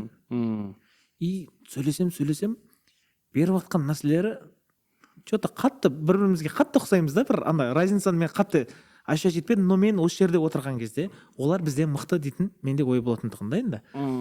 Признавать еткім келмейді, но мен былай айтатын едім. Олар бізден танымалдырақ. Танымалдырақ ол точно. Типа, жоқ, имеется в виду беретін нәрсеміз бірдей болуы мүмкін. Бірақ олар бізден танымал болғандықтан олар көп табады, при этом қымбатқа сатады. Ол сол-ақ разница.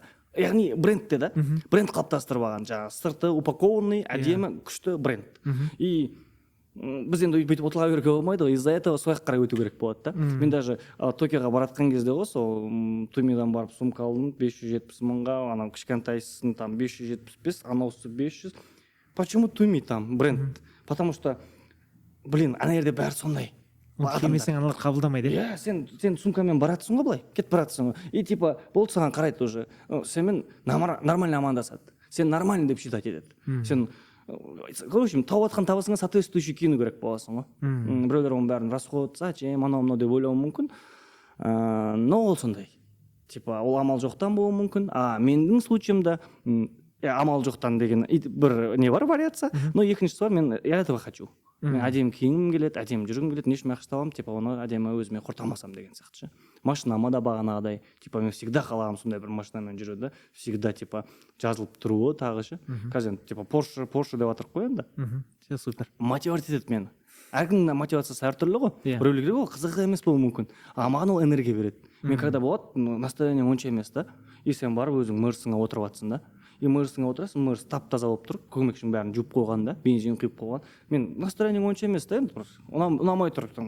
Жаман ойлар, негатив бар кішкене. Машинама отырамын да, қалада кетіп баратам, бәрі бүйтіп қарайды ғой. Жас балдар келеді, суретке түседі, анау энергия береді маған. Мен одан энергия аламын. И ары қарай жұмыс істегім келеді. Мен сол кезде шүкіршілігім көбейеді. Адамдардың мен машинама қарап, или өзімнің машинама өзім қарап, сен неғып жылайын деп отырсың, жында Аллаға шүкір етсейсің, машинамен кетіп баратсың онандай деген сияқты ше. Сондықтан да әркімге әртүрлі өзінікін табу керек деп ойлаймын да, әркім. Қайсысына қалай керек, не керек. Супер. Так, Алматы орысша сөйлейтін қала. Сенің орысшаң мен білуімше онша емес. Ол жақтан проблема болды ма? Болатыр ғой енді қазір. Олар қабылдамай қоятын сондай ситуациялар бола ма? Андай сен менсінбей тұрған бір сезесің ба? Менсінбеушілікке андай қараңызшы да, Мәке. Негізі мен жаңағы орыс аудиториясының қасында көп жүрмін ғой қазір. Жаңағы Нұрстар бар, Алибековтар бар. Негізі ол жақтағы кәсіпкерлер, бизнесмендер, которые медийный бизнесмендер, именно қазақ кәсіпкерлерді қазақша сөйлейтін, қатты признавать етпейді. Иә, мен оны қатты байқадым. Мен байқадым осыны, мен де байқадым. И ол маған ұнамай жатыр ғой негізі. Типа неге бізді онша признавать етпей жатқаны да. Типа біздің беріп жатқанымыз кем емес екенін білемін да. Енді олар жаңағы танымал болмаса в целом. Соны кішкене исправить еткім келеді. Оған олар кінәлі емес. Ол кеп жаман деп жатқаны емес. Олар вообще кінәлі емес. Олар кәдімгі как обычно. Просто солай воспринимать етіп қалған да уже. Бірақ біреулер біз енді шығуымыз керек деп ойлаймын. Звезда болып. Одан да мықты танымал болуымыз керек та. Чтобы олар бізді признавать ететіндей. Там қарайтындай. Но орысша осыған қалай әсер етіп отыр? Блин, кеше подкаст бердім тоже. Нұрсымаққа. Орысша қазақша болды подкаст. Ауыр болды, кішкене қиындау болды. Мен орысша түсінуден 100%. Вообще, спокойно. Но сөйлеген кезде кішкене хромать етемін. Ойын жеткізе алмайсың ғой толықтай, иә. Иә, над этим уже мен работаю, бірақ. Қазір типа орысша үйреніп, даже репетитор жалдап сөйтсем ба деп жатырмын. Негізі бұл жақтан да кішкене хиттар келеді. Мен еще ең көп хит менің сторисымнан ғой. Орысша жазған кездерімде или қазақшаның өзінде көп қате жазамын ғой мен. Просто Инстаграм өзім үйреніп қалдым мен ондайға. Иә. Вот до того негізі мен түземейді уже. Мен аудиториям үйреніп қалды шынымен. Түзейтін болса ше, түзей беретін сияқты күніге ше. Адамдар кейде ойлайды, типа әдейі істейтін шығар, там ахват алу үшін деп ше. Көбісі сөйтіп ойлаған басында. Басында сондай дей салатын да тұғым. Маған айтқан, типа ол әлі жазуды білмейді, ол не үйретіп жүр деген. Иә. Вот осындайда хейт бар маған шынымен Шымкентте, типа сен дұрыстап жазып алсай бірінші дейді да, біреуге үйретпей тұрып. Бірақ мен бүйтіп айтамын да, айналайын, бір емші болуы мүмкін да, емдейді, хирург. Бірақ сөйлей алмайды да. Вообще сөйлей алмайды. Или сөйлей алады, бірақ орысша сөйлей алмайды. Сондай емші болуы мүмкін да, не істейсің ал енді? Сен ауырып жатсың ал. Соны емделу керек саған операцияда. И анау сөйлей алмайды орысша. Или қате жазады. Бармайсың ба, емделмейсің ба, мысалы да. Мысалы, или болмаса бір повар болуы мүмкін да, вообще там хромать етеді сөйлеуден тоже сондай да. Бірақ енді тамақ істетпе онда оған. Мысалы да, ондай емес қой. Әркім өзінің ісінің маманы, и оны дұрыс сөйлей алмай қалды деп хейт болған дұрыс емес деп ойлаймын. Өйткені Құранда айтады ғой, басқа дін өкілі болса да білім алуға болады ол адамнан. Басқа дін даже кәпір болса да, егер ол бір нәрсені біліп тұрса, даже сол кездің өзінде, пайғамбарымыздың кезінде сондай бір емшілер болған, бірақ жаңағы ислам дініндегі емес. Бірақ соған барып емделген. Өйткені содан біледі да. Сондықтан да осындай хейт бар бізде жаңағыдай ең көбі артынан кішкене жамандап, саят там өтірік, тағы да басқа деп айтатын хейттер бар там біздің курстарды өткен адамдардың арасынан ше. Оны мен түсініп тұрамын енді 100%. Почему? Енді өзіңіз ойлаңыз да, Мәке. Біз 3000-нан астам адам оқытқанбыз Шымкент қаласында офлайн. Ең көп адам оқытқанбыз. Қазақстанның уровенінде ол үлкен, көп считается. Офлайн түрде ол.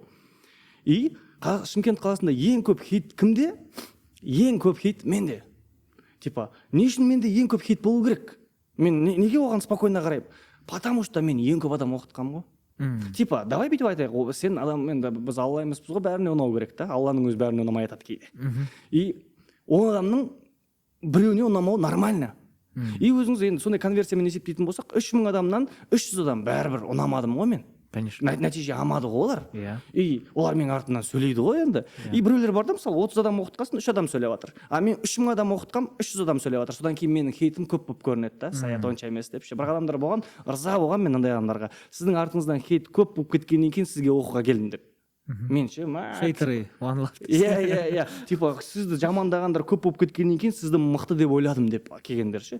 Бірақ Аллаға мыңда бір шүкір, типа результат енді налицо өте көп қой. Мен кеше бардым бизнес-центрге, біздің балдар там видео істеп жатқан, мына жақта да бізде оқыған жігіттер істеп жатыр да. Бәрі бір причастен да ортаға ше. Бір целый поколение қалды. Мен даже кетіп бара жатқан кезде машинадан айқайлағандар болған. Сторисқа салғанмын ғой мен ше. Саят мырза, сәлем, қалайсыз деп. Не болып қалды, кімсіз десем, мен 17-ші потокта оқығам, қазір клинингу компания аштым, 4,5 миллион табам деп ше. 0 болып келгендер. Көп та ондайлар. Мен ойлаймын енді 90%, 80% артынан жақсы әңгіме айтса, бір 10% бар адамдар жаңағыдай хейтерлар жамандайтын деп ше. Просто оған ілініп, просто адамды көру керек, зерттеу керек. Сөйлегенін, қарағанын, барғанын, жасағанын, сөйтіп барып шешім қабылдау керек деп ойлаймын. Енді бірақ СНГ-де мысалы инфобизнеста ең крутой Аязда ең көп хейт қой. Мысалы да, или Метрошинада. Оларға даже видео түсіріп тастаған ғой разоблачение. Метрошина мысалы мықты емес деп айтуға келе ма? Жоқ, өзінің сферасының лучшие негізі. Номер 1 деп айтуға болады да. Бірақ хейті көп. типа ол нормально да негізі. Адамдарға блин ребята, енді мен ойлаймын құдай қаласа бізбен ұзақ жүргендер бізбен қазір жүргендер ұзаққа барады деп ше. Потому что біз кішкене алда келе жатқан сияқтымыз рынокта ше. Енді сіз бар, біз бар, қаладағылардан да вообще Алматыдан полный бәрін там бірінші қарап, бірінші жасап, бірінші істеп отырмыз ғой бәрін негізі. Сондықтан да әркімнің мнениесімен емес, өзіңнің басыңмен ойланған дұрыс сияқты. Либо бір тексеріп, бір тренингке келіп қатысқан дұрыс сияқты. Сөйтіп сол жерден өзің шешім қабылдаған әдем деп ойлаймын. Как раз істейтіндер десе. Иә. Скоро құдай қаласа 18-інде ма сенде қашан? Құдай қаласа менде осы айдың соңына қарай Шымкент қаласында өзім родной қалам, туған қаламда біріншісін бастағым келіп жатыр. Айттым ғой бағана енді тек қана бір күндік, 2 күндік нәрселер істеймін деп ше. Менің сильная сторонам сол да. Именно көп ақша бойынша негізі уровеньге бөлінеді. Типа 1 миллионға дейінгі этап болады адамдар. 1 миллионнан 3 миллионның этапы болады. 3 миллионнан уже 5 миллионның этапы болады.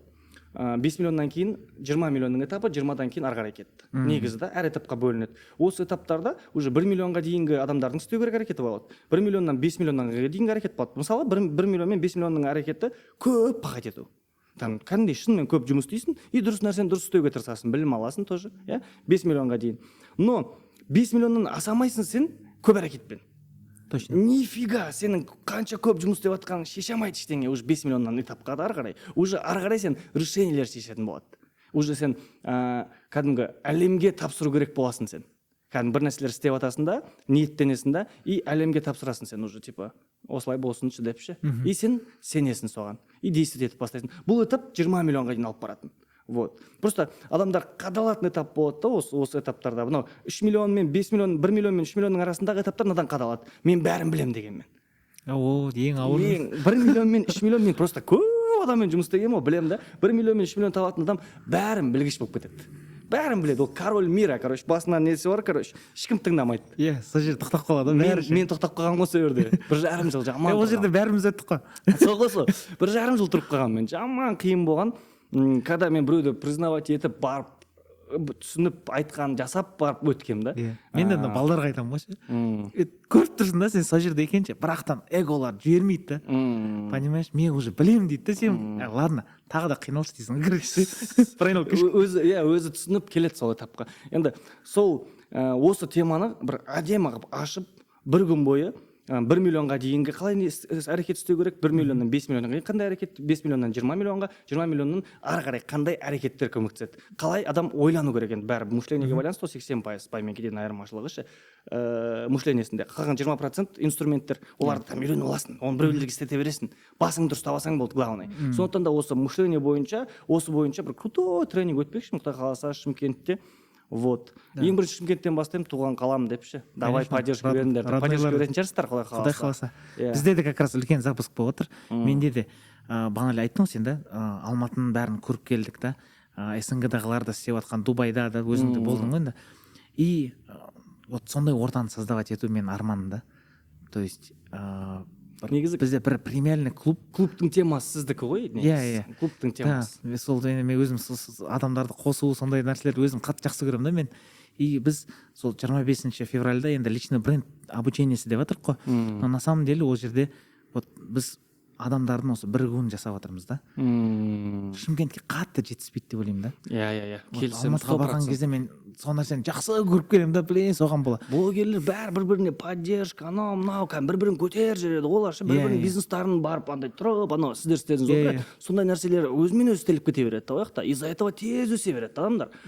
Бізде тұрып қалады ғой, бармайды, көмектеспейді. Анау өзінше болып қалады, жаңағы коронасы болып қалады, эгосы болып қалады, күйдіреді. Негізі әдемі бастама, кайф нәрсе. Все, так что Саят, сені де құдай қаласа күтеміз. Құдай қаласа, Алла қаласа. Үлкен біздің завершениеге келдік деп ойлаймын.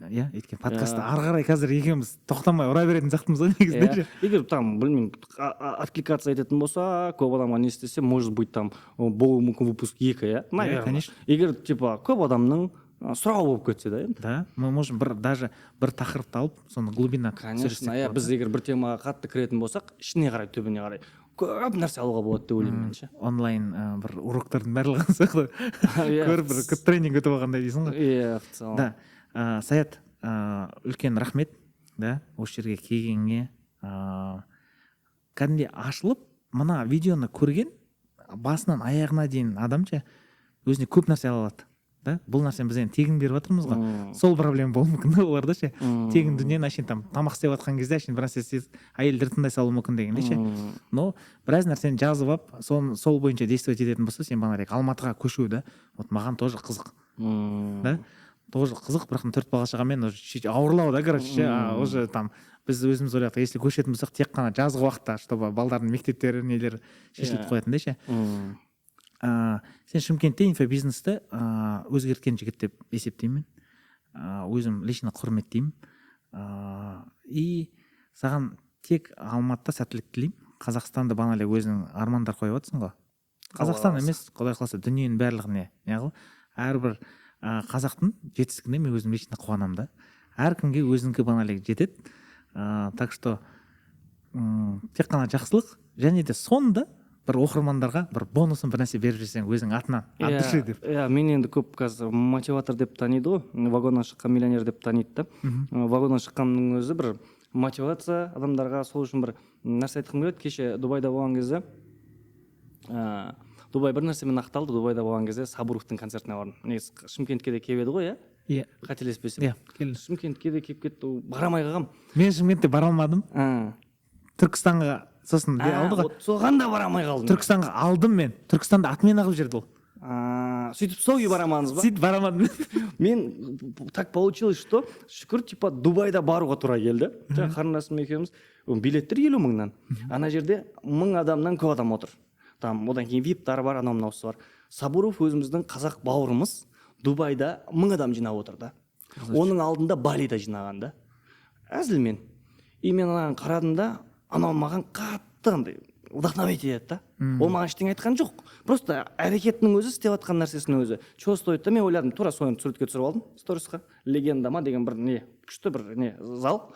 Осы жерде мен тренинг өтемін депті Дубайда, Алла қаласа. Соны мақсат қойдым. Сөйтіп 30-да Құдай қаласа әлемді аралағым келеді. Мен просто бұның бәрін не үшін айтып жатырмын қазір? Әрбір адам өзінің мақсатына, арманына сену керек та. Ең главный нәрсе сену. Самый бірінші нәрсе, бір фундамент. Сен мынандай болады, мен осындай өмір сүремін деп сенесің, и сондай өмір сенде бар сияқты әрекет етесің. Осыны ұмытпаңыздаршы. Осылай істей алсаң, көп нәрсе оңай келетін. Мен даже ана подкасттар бар ғой, шетке қарап сөйлеп жатқаным осы сол да хит болды ғой, кстати. Шетке қарап сөйлегеніме кәдімгі қырғын сояқтағылардың өзі біразы ше. Типа, кімге сен сөйлеп жатсың, там ешкімге қарамай сыртқа қарап сөйлейді бұлар.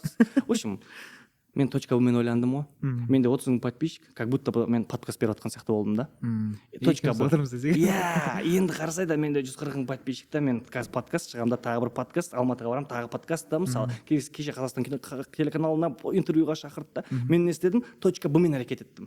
Менде мынандай болса деп. Мысалы, қазір Инстаграмды жүргіземін, мен 1 000 000 подписчигім бар сияқты. Түсіндіңіз ғой? Мысалы, мен қазір бір шешімдер қабылдаймын, мен қалаған сумманы тауып жүрген адам сияқты. Сол үшін мен айтқым келіп жатқан нақтағы адамдарға, пожалуйста, типа .б-да қандай өмір сүргің келеді, қанша табыс тауып жүрсің, тура сол адамның шешімін қабылдауға, сол сияқты ойлануға, сол сияқты өзіңді вестить етуге, солар жүретін ортада жүруге, сондай бытие создавать етіп алуға өзіңе тырыс. Сол кезде сенде сол оңай келетін еді. И ең соңғы бергім келетін нәрсе, жаңағы сізден ертең менде Шымкент қаласында болайын деп жатқан тренингке, Шымкентте, Алматыда болады. Алматылықтар Алматыдан, Шымкенттен, в общем, бір 100 000 теңгелік VIP билет тренингқа, 100 000 теңгелік ужинымен, несімен күшті болады, алдыңғы қатарларда. И бір VIP билет плюс разбор. Ол 300 000 теңге. Мен разборым 300 000 теңге тұрады. Сонда 300 000 теңге, на VIP 400 000 теңге былай келгенде. В общем, бір VIP пен разбор 300 000 теңгелік құны бар, и 100 000 теңгелік 2 VIP билет берем. Осы қалай береміз? Ол подписка болу керек бізде Инстаграмда, и осы ютубке комментарий жазу керек, сториске алып кету керек қой. Осы подкасттың бір любой фрагментін алады, да, ютубке ссылканы қояды, да. Екеуміз таңдап аламыз ба? Екеуміз таңдап қалай таңдап? Мен өзім таңдай салайын. Болды, окей. Болды, 3 адам, онда осы менен подарок. Супер. Сіз подарок бермейсіз ба? Мен хорошо бірдеңе. Сізде бірдеңе беріңіз. Тез аудалады. Да, мен де бір разбор берейін. Давай. Да, бір адамға разбор берейін. Менде 200 000 теңге тұрады, пока десең де. Иә. Окей. Құдай қаласа именно личный бренд бойынша блогты полностью разбирать етсек болады. И давай тоже 3 адамға онлайн разбор. То есть мен қазір прямой эфирде разборлар өтіп жатырмын подписчиктерім арасында активный болғандарын ше. И сол адамдарды соққа таңдап алып кетейік. Получается общий бізде 4 3 7 адам победитель таңдаймыз. Победитель таңдаймыз. Шанс көп қой, в общем. Иә. Шанс көп. Все. Сіздермен болған сыр подкаст. Бүгін өндіріс саят. Менің ойымша керемет выпуск. Рахмет. Рахмет.